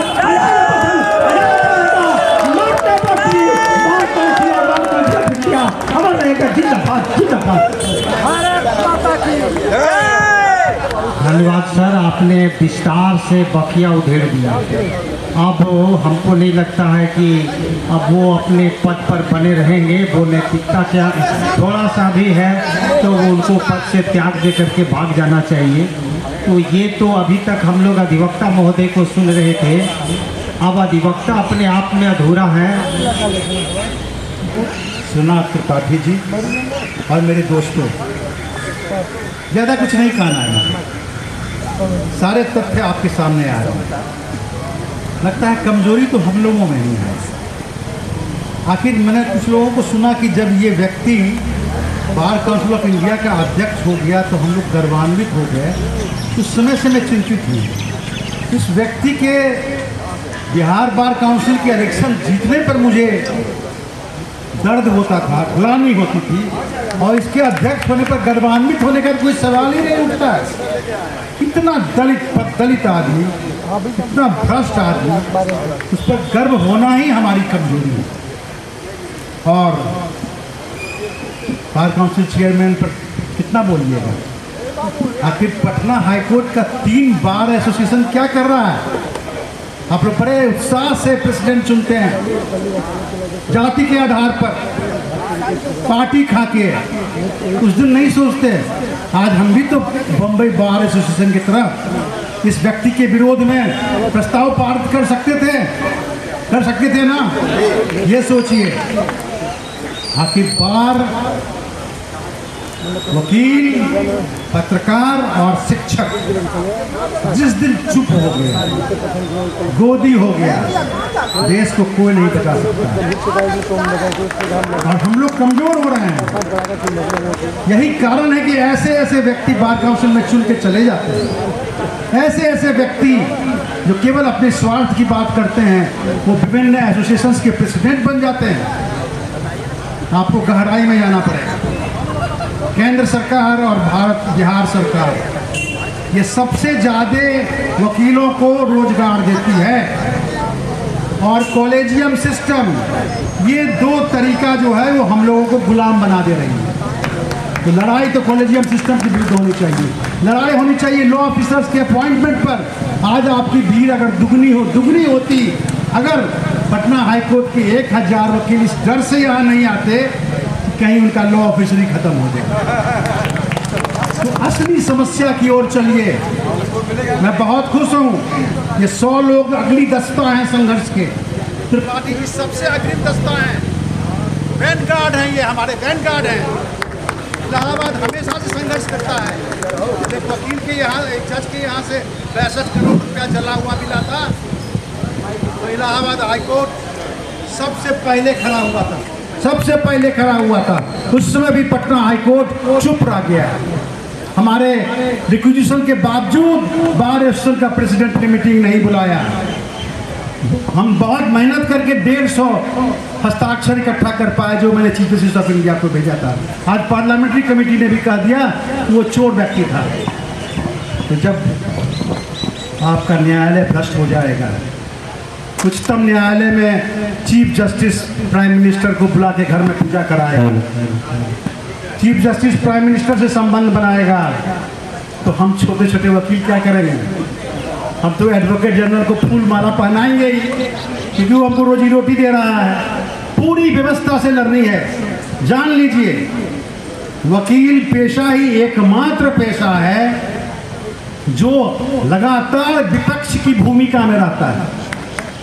लगातार हाईकोर्ट में जब भी आप किसी बेंच के सामने बहस करते हैं तो आप एक विपक्ष की भूमिका अदा करते हैं। आप जब कभी संविधान संशोधन या पार्लियामेंट में बहस की चर्चा करते हैं तो आप विपक्ष की भूमिका में रहते हैं। वकालत वही ज्वाइन करे जो सदा सनातन विपक्ष की भूमिका में रहने को पसंद करता है, अन्यथा वकालत नहीं ज्वाइन कीजिए। यही हमारी सबसे बड़ी कमजोरी है। मैं अपने इतने दूर से आए मित्र को बिठा के अपना भाषण देते रहना पसंद नहीं करता हूँ।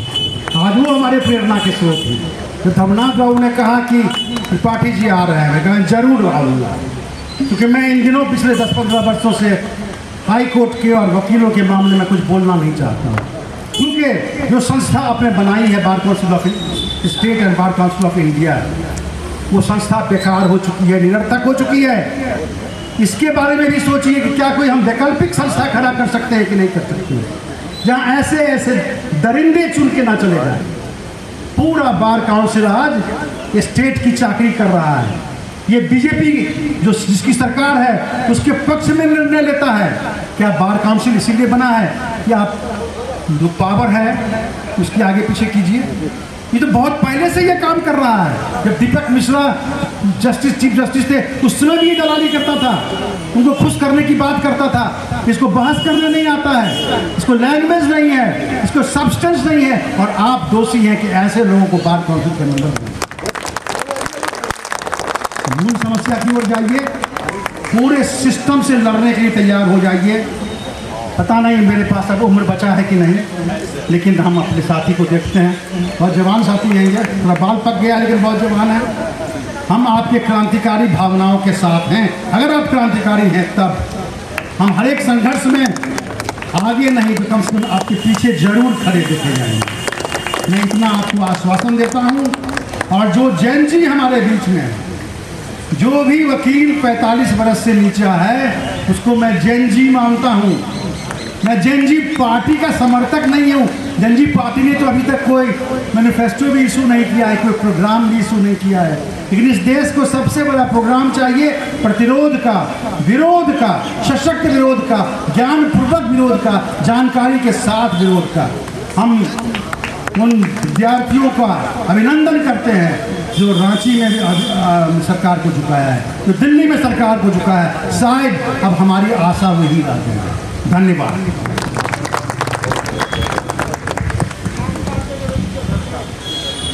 धन्यवाद सर। अभी हम लोग वरिष्ठ अधिवक्ता माननीय श्री बसंत कुमार चौधरी जी को सुन रहे थे। अब इनका उद्बोधन सुनने के बाद तो लगता है कि अब मनन कुमार मिश्रा जी को अपने पद से त्याग पत्र दे करके चले जाना चाहिए। अगर नहीं देंगे तो लगता है कि उनकी और दुर्गति होना जो बाकी है वो हो करके रहेगा। सर, इनकी उपस्थिति ही पर्याप्त है। जब मैं आमंत्रण दे रहा था तो लोगों ने पूछा कि क्या बसंत कुमार चौधरी भी आपके प्रोग्राम में जा रहे हैं? हमको लिए जी हाँ वो भी आ रहे हैं। इतना सुनने के बाद सब चुप हो गए और कहे कि तो प्रोग्राम तो अब होवे करे। माननीय श्रीनाथ त्रिपाठी जी को आमंत्रित करता हूँ, जो बार काउंसिल इंडिया के सदस्य हैं, जो जासीन श्रेष्ठजन, हमारे वरिष्ठ अधिवक्ता साथी, नौजवान दोस्तों, 2-3 बात प्रारंभ में स्पष्ट करना जरूरी है। पहला तो ये किसी पूर्वाग्रह में मैं नहीं हूँ, किसी प्रतिशोध में भी नहीं हूँ। मैं अगर यहाँ उपस्थित हूँ तो आज अधिवक्ताओं के कल्याण के लिए ही उपस्थित हूँ। प्रतिशोध हमारा पूरा हो चुका है, प्रतिकार हो चुका है। दूसरी बात, ये संयोग की बात है कि बाहरी बताया गया उस पर मुझे थोड़ा कह देना है। बाहरी भी अगर मैं होता तो हिंदुस्तान का ही तो हूं।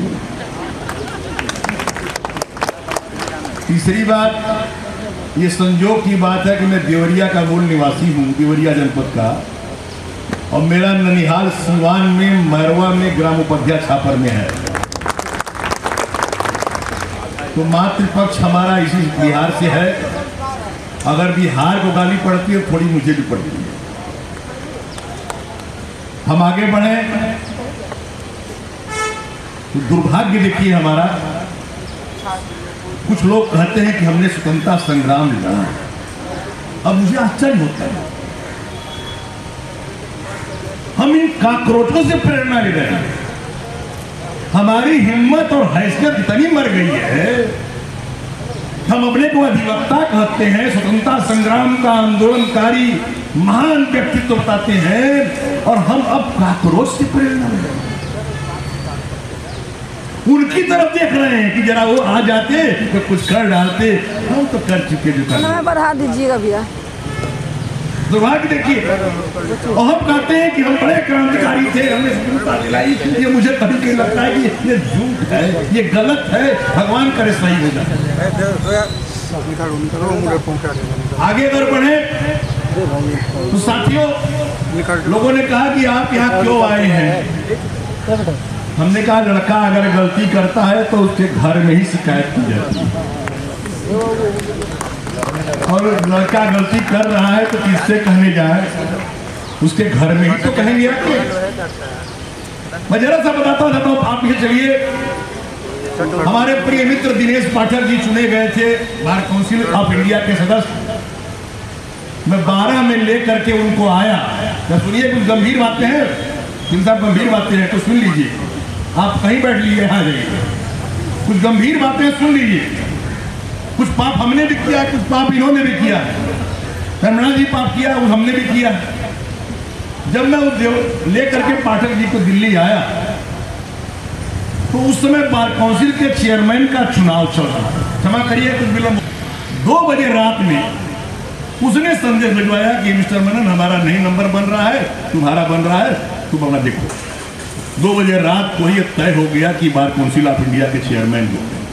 सोचिए, दर्द के साथ बिताए गए समय, जीवन की उन मौलियों पर जहां पर कोई सहारा न हो, जो सहारा देता है, उसके साथ भी दुर्व्यवहार करने वाला व्यक्ति कितना नीच हो सकता है, ये मैं नहीं करता। आगे आ रहा हूं, अभी आप थूकने लगिएगा 2 मिनट में। बहुत सी बातें तो मेरे मोबाइल में और मेरे पेट में है, जिसको मैं आज कहूंगा भी नहीं, जो सुन करके आपको शर्म आ जाएगी। बांकीपुर भी यहाँ है, जिससे सम्मान बढ़ा है बिहार का। मैं ईमानदारी से कहा, हम लोग दूर से देख रहे थे, लेकिन बांकीपुर में चुनाव होने से सम्मान बढ़ा है बिहार का। कोई जीता कोई हारा, जो चाहे सो, बिहार का सम्मान बढ़ा। बिहार ने विधान ने तय कर दिया कि हम सम्मान बढ़ा सकते हैं, तय हुआ।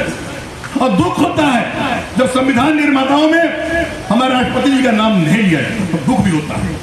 जिसे सब कुछ किया उसका नाम नहीं लिया जाता। कुछ कड़ी बातें कह रहा हूं, लेकिन सही बातें कह रहा हूं। राजेंद्र बाबू का जो योगदान संविधान निर्माण में है, किसी का है क्या? लेकिन वोट की राजनीति है, उनके नाम लेने की जरूरत क्या है? उनके नाम लेने से कम वोट पड़ेगा? ये दौर आ गया साथियों, समय आ गया। लाल पियर पहनते भी थे, लाल पियर पहने तो नहीं, लेकिन उस आदमी का जब स्थान बढ़ा, आज वो करोड़ों में है और 300-400-500 करोड़ों में है। आप गणना नहीं कर सकते, इसकी वजह भी बताऊंगा यार।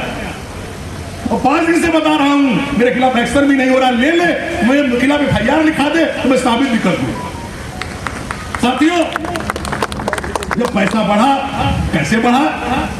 AIB एग्जाम से, जिस कंपनी को एग्जाम दिया पहले ही माल ले लिया। करोड़ों में इन कॉलेजेस से 25 लाख 30 लाख 26 परिवार के लोग को एम्प्लॉय बना दिया, काबिल लोगों को निकाल करके बार प्रोसेस 26। कोई बचा नहीं है, रिश्ते नातों में कोई नहीं बचा। और एक तो रिश्तेदार जो बैठा है, जो लॉ एजुकेशन डील कर रहा है, 25 लाख 50 लाख जो मांग ले वो कम है। और उसके खिलाफ जो मैं बोल दी या किसी को भी बोल दे तो वो सबसे बड़ा खराब आदमी।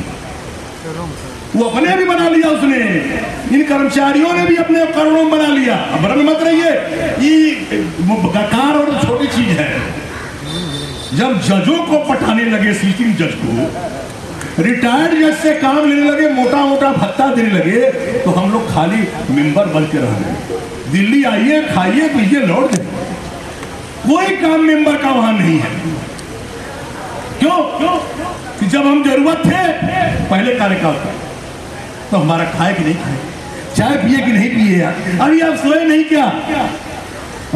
आते आते जैसे ही उनका न्यायपालिका के लोगों से संबंध बढ़ा, पैसा बढ़ा और धीरे धीरे वो कार्यपालिका में भी बढ़े, राजनेताओं से भी बढ़े। 50-50 करोड़ खर्च हुए हैं मोदी और अमित शाह की सभा करने में। आपको यकीन बना रहा हूं, जबान से कह रहा हूं, ऑनलाइन कह रहा हूं, वो चुपके लोग भी सुन रहे होंगे जो उनके लोग होंगे, वो भी रिकॉर्ड कर ले। मुझे कोई दिक्कत नहीं, खुशी है। इन नेताओं को पठाने के लिए, इन वकीलों के, इन कॉलेजेस के और AIB के पैसे का 50-50 करोड़ खर्च हुआ खाली इनको पटाने में। पट गया दोनों। तो धर्मनाथ कौन का, मसीना त्रिपाठी कौन का। अब मुद्दा आया IPC CRPC में परिवर्तन का। जो फौजदारी में वकालत करते हैं खूब जानते हैं। मैंने कहा कि ये साहब अपना नाम मोदी और शाह के नाम पर रखने कोई दिक्कत नहीं, लेकिन ये जो नंबरिंग बदल रहे हैं इससे परेशानी बढ़ेगी। सैकड़ों साल का कंसेप्ट दिमाग में 302 के बारे में, 420 के बारे में बना हुआ है, कोई मतलब नहीं। आज थाने का पुलिस भी परेशान, वकील परेशान, जज परेशान, मतलब कुछ नहीं, हैसियत तो है नहीं। मैकडॉले को आप गाली दीजिए लेकिन आप चेंज तो कुछ कर नहीं पाए। आज इजिट उतार दिया आपने, बल्कि ABCD करके और घुसेड़ दिया उसमें बीच में। तो कहा कि अरे नहीं, ये हो जाएगा तो हम राज्यसभा हो जाएंगे। मीटिंग में बड़ा कहा हमने, लेकिन चिल्ला के रहे। गुलाम वंश के लोग वहां भी हैं, बार कौंसिल में भी गुलाम वंश के लोग हैं, डरते हैं, बोलने की हिम्मत नहीं करते। पायो जी, मैंने राम रतन धन पायो बार कौंसिल ऑफ इंडिया का मेंबर बन गया, जहाज से दिल्ली आ रहा हूँ, जा रहा हूँ, बढ़िया भोजन पा जा रहा हूँ, घर पर वही महंग था, तो क्या दिक्कत है। भाई साथियों, आगे बढ़िए। तब तक एडवोकेट्स एक्ट में अमेंडमेंट आ गया, आपको याद होगा पिछली बार, याद करिए, शायद आपको याद होगा। मैंने कहा साहब ये ठीक नहीं मंत्री हो जाएंगे। हमने कहा आप मंत्री हो जाएंगे, हम लोग गुलाम हो जाएंगे, ये स्वीकार्य नहीं है। यही मेरा गुनाह है, कोई गुनाह नहीं है, कोई फाइनेंशियल एक्टिविटी नहीं है, कोई लड़की लेके नहीं भागा था मैं साथियों। और जा करके मैंने दिल्ली, जो भाषण की बात हो रही है भेज दूंगा आप लोग, सुन लीजिएगा। इलाहाबाद के बार के बारे मैंने भाषण दिया। उसी समय जज साहब के रुपए वाली घटना घटी थी, तो मैंने कहा साहब रुपया किसका था ये तो पता है, ये बता दिया जाए, कितना था ये बता दिया जाए, किसने रखा ये तो बता दिया जाए। ये 3 चीज तो पता है सबको ना, ये तो बता दें। आज तक कोई नहीं बताया, अब मालूम हो रहा है कि नहीं हिच कर। अरे साहब जज के खिलाफ बोल दिया आपने, जिसको मैं रात दिन आइलिंग ड्रेसिंग करता हूं बिहार का होकर के और पटना में आकर के। मैं तो यह भी गलती मानता हूं कि पटना में क्रांतिकारिता होती है, ये मैं भूल गया था, जेपी आंदोलन भूल गया था, कुछ थोड़ा सा बांकेपुर ने याद दिला दिया। हमने कहा ये क्या बात है। मेरे इस भाषण के लिए मुझे ये पहुंच गए इलाहाबाद, वही पत्तल चाटने वाले मेंबर हैं जिसे यहाँ भाई बैठे हैं, और मैं आप लोगों को भी श्राप दे रहा हूं कि इतनी फेक काउंटिंग हुई, इतना फेक इलेक्शन हुआ, इसका विरोध आप लोगों ने नहीं किया, ये प्रायश्चित आपको करना होगा। आप जिम्मेदार हैं, आपके रगों में खून नहीं दौड़ रहा है, रगों में दौड़ते फिरने के हम नहीं कायल, और जब आंखें से ना निकला तो लहू क्या है, बिहार का है। ये चल कैसे रही है bar council, fake election fake counting पर चल कैसे रही है। और हम क्या मुंह देख रहे हैं, अरे वो अल्फा वाले आएंगे, JNG वाले आएंगे और करा देंगे, हम दूर से झाकेंगे। हम यहाँ गिर गए हैं कि भगत सिंह पैदा हो, पड़ोस में पैदा हो, शहीद हो जाए, भारत स्वतंत्र हो जाए, हम मजा लें, लेकिन हमारे यहाँ भगत सिंह पैदा न हो। हम JNG का मुंह देख रहे हैं। अरे आप मर सकते हैं, आप में ये ताकत है, और आपने अगर इस पर शहादत दे दी तो आज बिहार के इतिहास में, पटना के इतिहास में आप अमर हो जाएंगे। बड़ी ताकत। 77 साल की उम्र में तुलसी ने रामचरितमानस लिखा, सबों ने उस उम्र में जाकर लिखा जब मैच्योरिटी पीक पर गई। बच्चे तो कुछ गलत भी कर सकते हैं, बच्चों के भरोसे नहीं होगा, बच्चे साथ होंगे, बच्चे साथ रहेंगे, लेकिन उनके भरोसे हम नहीं छोड़ सकते। मैंने तो सुना यहाँ के बारे में, आज हमारे इलाहाबाद की काउंटिंग और चुनाव हुआ है, एक वोट की भी गड़बड़ी हो जाए तो काउंटिंग में जज साहब ने अभी एक निर्णय लिया था कुछ दिन पहले, एक कैंडिडेट की डेथ हो गई थी, उन्होंने कहा कि इसको पहले गिन लेते हैं। हम क्यों गिन लेंगे आप? मुझे नंबर बनाएगा गिनिएगा। 3 दिन काउंटिंग बंद रही, 7 साल बंद रहे। मैं उनसे पूछूंगा, उनसे मैं किसी से पूछिए, जब लिखा है कि बॉटम से आप टॉप की तरफ बढ़ेंगे तो आप ले क्यों लेंगे बीच में आप किसी को? 3 दिन बंद रही, फिर वही हुआ जो हम लोगों ने चाहा। तो आप बर्दाश्त कैसे करते हो? रात में कैसे सो लेते हो? मुझे इस पर दुख है, इस पर इतराज है, और शराब भी इसके लिए है कि आप मत सो, उठ जाओ, बंद कर दो ताला। हम नहीं मानते ऐसी बात काउंसिल को। जब इलेक्शन फेक हुआ हो, सीधे सीधे बता रहे वोट इतना हाई है, पड़ गया इतना, ऐसा कैसे हो गया? आए दिन ऐड कैसे कर दिया गया नंबर? इसलिए कि हम सावरन हैं और आप बर्दाश्त कर रहे हैं। बंधुओं, ऐसी ऐसी घटनाएं हुई हैं जिनकी चर्चा की जाएगी तो थूक निकल जाएगी मुंह से। इसलिए आया हूं ये बताने के लिए, आपके पास भेजूंगा, इसलिए कुछ लोगों का नंबर भी लिया है, सब भेजूंगा, देखिए। और डेली हो रहा है, महिलाओं के रील आ रहे हैं जिनको देख के रोमांच हुआ। देखा आपने रील महिलाओं के? जरा देख लीजिए, बार स्तर की महिलाओं के रील आ रहे हैं। एक महिला का रील सुबह आया, कोई वशिष्ठ है, उसने कहा कि साहब बहस हुई, मैंने सिर्फ मेरा नंबर था और साल भर से दौड़ रहा हूं, जो ऑर्डर डिक्टेट किया बिफोर मी पलट गया, नहीं दिया। ऐसे ऐसे घोर पाप पता नहीं कितने, और कलंक किसको लग रहा है? बिहार पर और पटना पर और आप पर। एक आदमी गलती करता है तो अपने जाति को, अपने धर्म को, अपने समाज को, अपने गांव को, सबको कलंकित करता है। आप कलंकित हो रहे हैं, ये बताने आया। नहीं किया चोरी चकारी कभी जीवन में। मुझसे उम्मीद करते थे कि मैं जाऊं यूपी से कमा करके इनको दूं, संभव नहीं था। वकालत अच्छी करता हूं, सेशन की वकालत बनारस में करता हूं, तो आप लोगों को संशोधन के लिए बता दूं, वाराणसी जिले का वकील हूं, सेशन प्लान करता हूं और ठीक ठाक करता हूं, ठीक ठाक फीस लेता हूं डेली। आज छोड़ के आया हूं तो कुछ ना कुछ ज्यादा नुकसान ही हुआ है, लेकिन वो नुकसान से ज्यादा फायदा हो रहा है। ये बताने आया हूं कि अगर रगों में कोई खून दौड़ रहा है तो उठ जाइए। इस आदमी को 15 दिन ज्यादा होगा, तुरंत यहां से बर्खास्त करें, मूल को बर्खास्त कर दीजिए, बंद कर दीजिए। जज के भरोसे मत बैठिए। क्यों? यही काम तो जीएनजी कर रहा है, यही काम तो नौजवान कर रहा है। कॉकरोच नौजवान के लिए नहीं बोला गया था, जरा सा भी आपको होश को याद करिए, वकील को कहा गया, याद है? लेकिन वकील वेट और भोजन के लिए भूल गए, नौजवानों ने ले लिया, वकील भूल गया। और बाद में सफाई भी दी गई कि हमने वकीलों के लिए कहा, फेक वकीलों के लिए। जो उस दिन एड्रेस कर रहा था वकील, जो कोर्ट में बोल रहा था, क्या वो फेक था? अगर वो फेक नहीं था तो फेक कैसे कहा आपने? कहा वकीलों का गया, लेकिन वकील तो हुजूर सरकार माई बात, भोजन मिल जाए, शाम को सो जाए, यहाँ 6 बजे तक क्यों बैठे? कहा गया वकीलों को, ले लिया नौजवानों ने, अमेरिका से आके हीरो बन गया। आज एमपी एमएलए और आप भी खोज रहे हैं उसको। आप क्यों नहीं? हम क्यों नहीं? हम बर्दाश्त कर रहे हैं। हम बड़े अफसर के यहाँ चले गए, धर्मनाथ जी, वहां अपील किए, जीत गए। इसके बड़े बाप के यहाँ गए, उसके यहाँ जीत गए। जिंदगी भर जीतते रहिए, आखिरी में हार जाएंगे, घर बैठे मक्खी मारेंगे। हम बात कर देंगे, हम नहीं मानते ऐसी बात काउंसिल को, नहीं मानते ऐसे चेयरमैन को। आंदोलन फैलाइए, जो लोग बैठे हैं यहाँ कमा रहे हैं वो सुन लें। अगर ये तय कर दे कि कल से मनोज इस देश के चेयरमैन नहीं रहेंगे तो निश्चित रूप से कल नहीं रहेंगे, वो इस्तीफा तो देने से रहेंगे।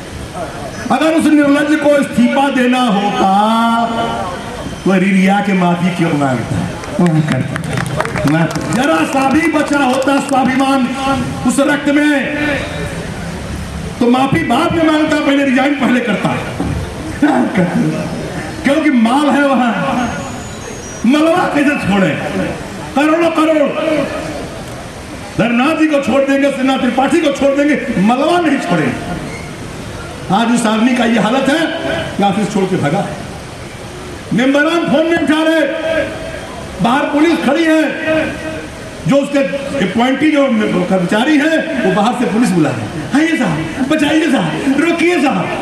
पहली बार काउंसिल ऑफ इंडिया में ये नौबत आई है। ये शर्म की बात है, इस पर भी शर्म में आकर के इस्तीफा देना चाहिए था, लेकिन वो तब तक इस्तीफा नहीं देगा जब तक पटना नहीं चाहेगा, और पटना चाहेगा तो कल इस्तीफा देगा। मैं जिम्मेदार मानता हूं पटना को, ललकार नहीं रहा हूं, जिम्मेदार मानता हूं कि आपकी तरफ से अगर मोहम्मद का आवाज कल उठ जाए कि छोड़ो, निकलो, भागो, चोट्टा, खराब, बेईमान, दुष्चरित, भागो, भाग जाएगा। और नहीं कह पाइएगा तो आप जिम्मेदार हैं। Thank you very much. धन्यवाद सर, आपने बहुत कम समय में सब कुछ कह दिया। जब वो व्यथा कहता है अपनी कि भाई मोटा माल वाला नहीं मिला था, एक मीटिंग में फंस गए थे, तो माथे पर हाथ रख लेती है कि बताइए इतना देर से आया तो हम तुमने कुछ लेके आया होगा याद नहीं, और भी कह रहा है कि फसल सुन करके आया होगा। उस बात का बिल्कुल ध्यान नहीं दे करके आप अब तक हम लोग के मुखार बिल से जो खूंखार सब निकलता गया आपने बर्दाश्त किया है, ये भी काबिल तारीफ है। जो चर्चा आपकी हुई है इसको मैं आपकी चर्चा के आलोक में, और खास करके हमारे मुख्य अतिथि ने जो ललकारा है आपको, ललकारा नहीं आपको याद दिलाने का प्रयास किया है कि आपकी धरती से आपने जिसे भेजा है, यदि आपका बेटा आपके अनुरूप नहीं उतर रहा है, वो काम नहीं कर पा रहा है, तो वैसी स्थिति में जब तक आप नहीं चाहेंगे तब तक वो नहीं हटेगा। इसलिए आपको चाहना होगा, अन्यथा बिहार के लोगों को कलंक का भागी बनना पड़ेगा। मैं अपने मुख्य अतिथि को आश्वस्त करना चाह रहा हूँ आप तमाम लोगों की तरफ से, और जो सोचा है हम लोगों ने, जो चाहा है उसके लिए करना क्या होगा, उस दिशा में एक पहल करनी पड़ेगी।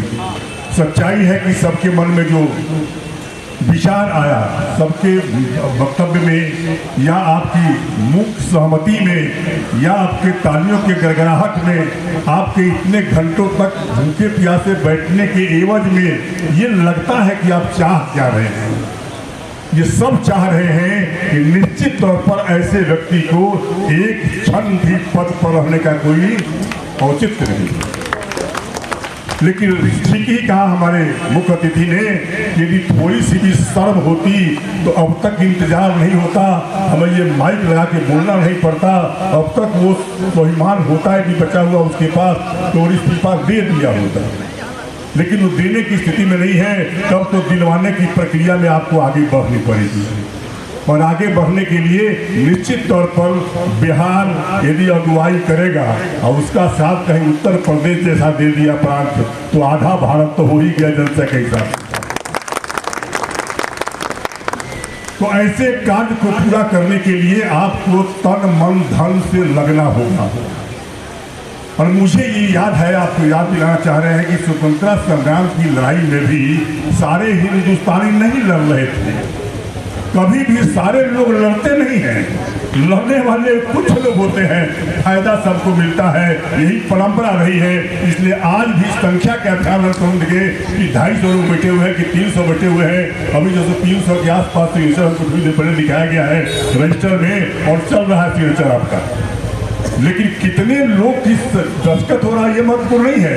जो लोग हैं वो लोग अभी तक डट करके ध्यान पूर्वक सुन रहे हैं और आपकी बातों से सहमति व्यक्त कर रहे हैं। क्षण करके जो बात आई है उसमें एक ही बात आई कि इस व्यक्ति को हटना है, और नहीं हटा तो मुझे हटाना है। और हटाने के दिशा में एक आज इसी मंच से आप लोग की सहमति लेते हुए कुछ प्रस्ताव पारित किए जा रहे हैं। यदि आपकी सहमति होगी ताली बजाकर तो प्रस्ताव पारित किया जाएगा, और नहीं सहमति होगी तो उसको नहीं पारित किया जाएगा।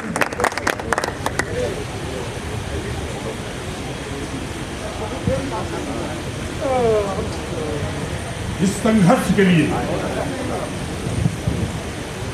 नाम हम लोगों ने दिया BCI गरिमा बचाओ राष्ट्रीय संघर्ष समिति का निर्माण करना होगा। BCI की गरिमा बचाओ राष्ट्रीय संघर्ष समिति का एक निर्माण करना होगा। आप सब सहमत हैं? अब हम थोड़ा सा जो लिखे वो पढ़ देते हैं, आपकी सहमति होगी तो इस प्रस्ताव को सर्वसम्मति हम पास समझेंगे, जहां आपकी असहमति हो जाएगी उसको हटा दिया जाएगा। वक्ताओं के विचारोपरांत अधिवक्तागण की ज्वलन समस्याएं के समाधान हेतु राष्ट्रव्यापी आंदोलन करने का निर्णय लिया गया। दूसरा, राष्ट्रीय आंदोलन के सफल संचालन हेतु अखिल भारतीय अधिवक्ता कल्याण समिति के तत्वाधान में बीसीआई गरिमा बचाओ राष्ट्रीय संघर्ष समिति का गठन किया गया। ये पाटलिपुत्र की धरती पर माननीय उच्च न्यायालय के प्रांगण से ये चीजें तय की जा रही हैं और इसे हम समझेंगे कि इससे बिहार के तमाम अधिवक्ता ही नहीं, कहा हमारे उद्घोषक ने परिचय के क्रम में जो हमारे बीच जो बैठे हुए हैं प्रेम कुमार जी, ये दर्जनों संस्थाओं को चलाते हैं, लेकिन 140 करोड़ जनसंख्या के प्रतिनिधित्व कर रहे हैं हमारे समिति में न्यायाधीश सेल के हिस्से, इसलिए हम 140 करोड़ प्रभावित हो रहे हैं इससे, उसके लिए निर्णय ले रहे हैं हम। तीसरा, राष्ट्रीय संघर्ष समिति के अध्यक्ष पद हेतु भारतीय विधि संघ दिल्ली के माननीय सदस्य सर्वश्री श्रीनाथ त्रिपाठी जी को एवं महासचिव समिति के राष्ट्रीय अध्यक्ष सह vice chairman Bihar state bar council से धर्मनाथ प्रसाद यादव को सर्वसम्मति से निर्वाचित किया गया। इस राष्ट्रीय सर्व समिति का अध्यक्ष आपने मनोनीत किया है वैसे व्यक्ति को जिसके निर्देशन में केवल बिहार नहीं, केवल उत्तर प्रदेश नहीं, पूरे भारतवर्ष के प्रत्येक प्रदेशों में इसका गठन का विस्तार करते हुए नेक्स्ट है राष्ट्रीय संघर्ष समिति के अध्यक्ष सर्वसम्मति से यह भी निर्णय लिया गया कि सड़क से सदन तक आंदोलन करने के लिए राष्ट्रीय संघर्ष समिति के नेतृत्व में लोकतांत्रिक तरीके से चरणबद्ध आंदोलन चलाया जाएगा। यह भी निर्णय लिया गया कि संघर्ष की शुरुआत आज ही, देर नहीं करना है, शुरुआत कर देना है। कैसे करना होगा? यह भी निर्णय लिया गया कि संघर्ष की शुरुआत आज ही राष्ट्रीय संघर्ष समिति के अध्यक्ष श्री नाथ त्रिपाठी जी के नेतृत्व में बिहार बार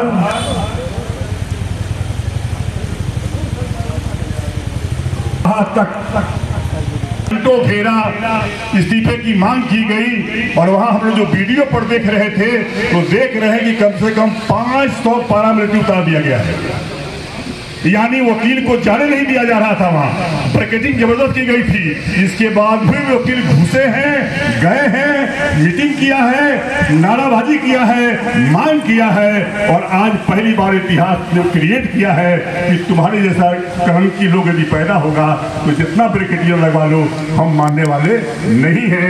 ये पहला सर्किट है, लेकिन इतना से काम चलने वाला नहीं है, इसको बृहद ढंग से चलाना होगा। इसके लिए मैं जो कानून को नहीं मान रहा है, जो कानून से खिलवाड़ कर रहा है, जो आपके भविष्य के साथ खिलवाड़ कर रहा है, जो आपके पैसों का दुरुपयोग कर रहा है, उसे किसी भी स्तर पर जा करके हम चलो आधा घंटा रुको के ले जाओ। सहमत है आप? भाग मत जाइए, पहले बता। आभारी हैं हम अध्यक्ष जी का कि जो प्रस्ताव पारित हुआ, जो भी प्रस्ताव रखे सब सम्मति से पारित हुआ।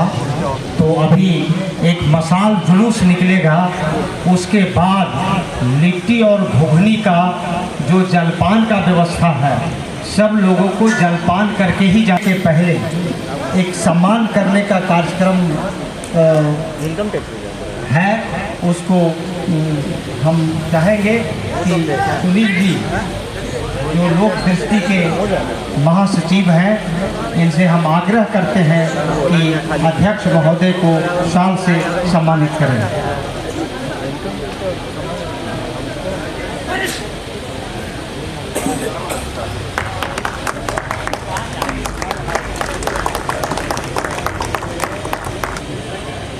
अब मैं आग्रह करता हूँ रणविजय जी को कि वो श्री बसंत कुमार चौधरी जी को सम्मानित करें। भाई आगे से हट जाओ।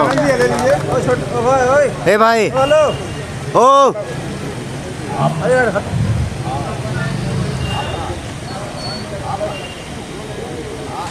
अब मैं डॉक्टर मधुसूदन राय जी से आग्रह करता हूँ कि ये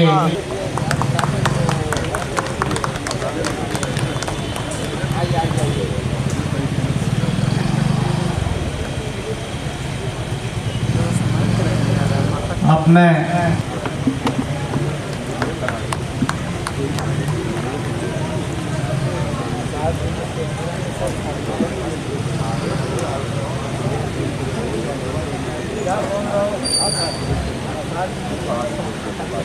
रुपेश जी से आग्रह करता हूं कि ये अरुण कुमार कुशवाहा जी को सम्मानित करें।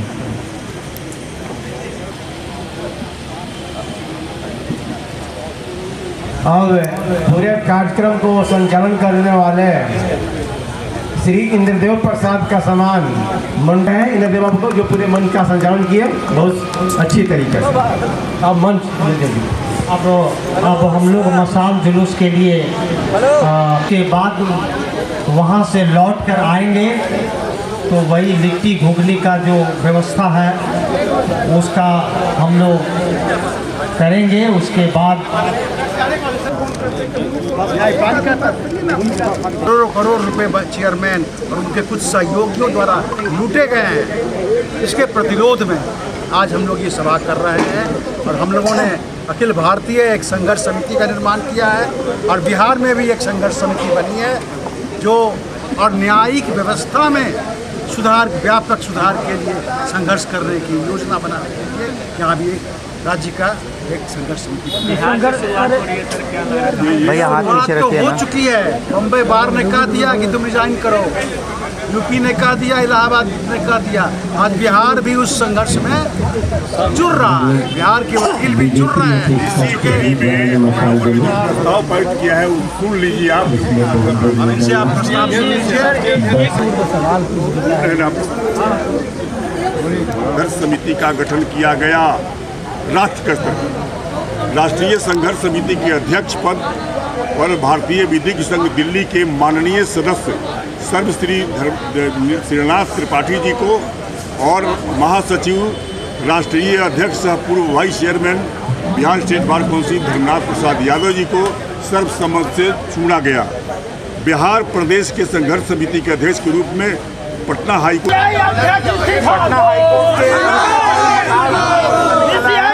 इस्तीफा दो।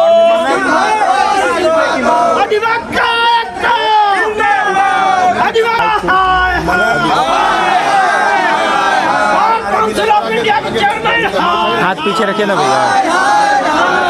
नरेंद्र कुमार मिश्रा इस्तीफा दो। बिहार का मान करो।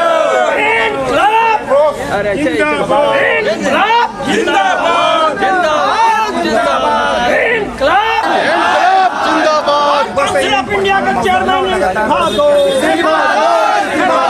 नैतिकता के आधार पर इस्तीफा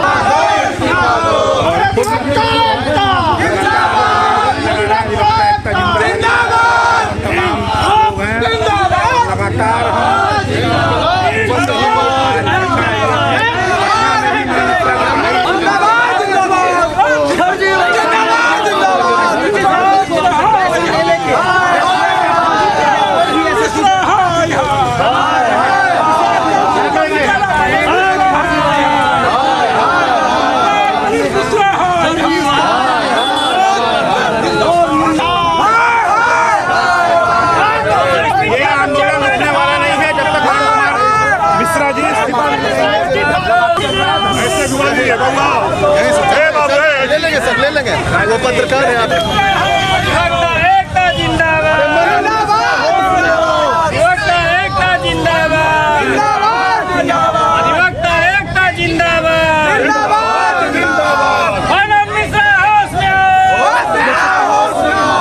की पटना हाईकोर्ट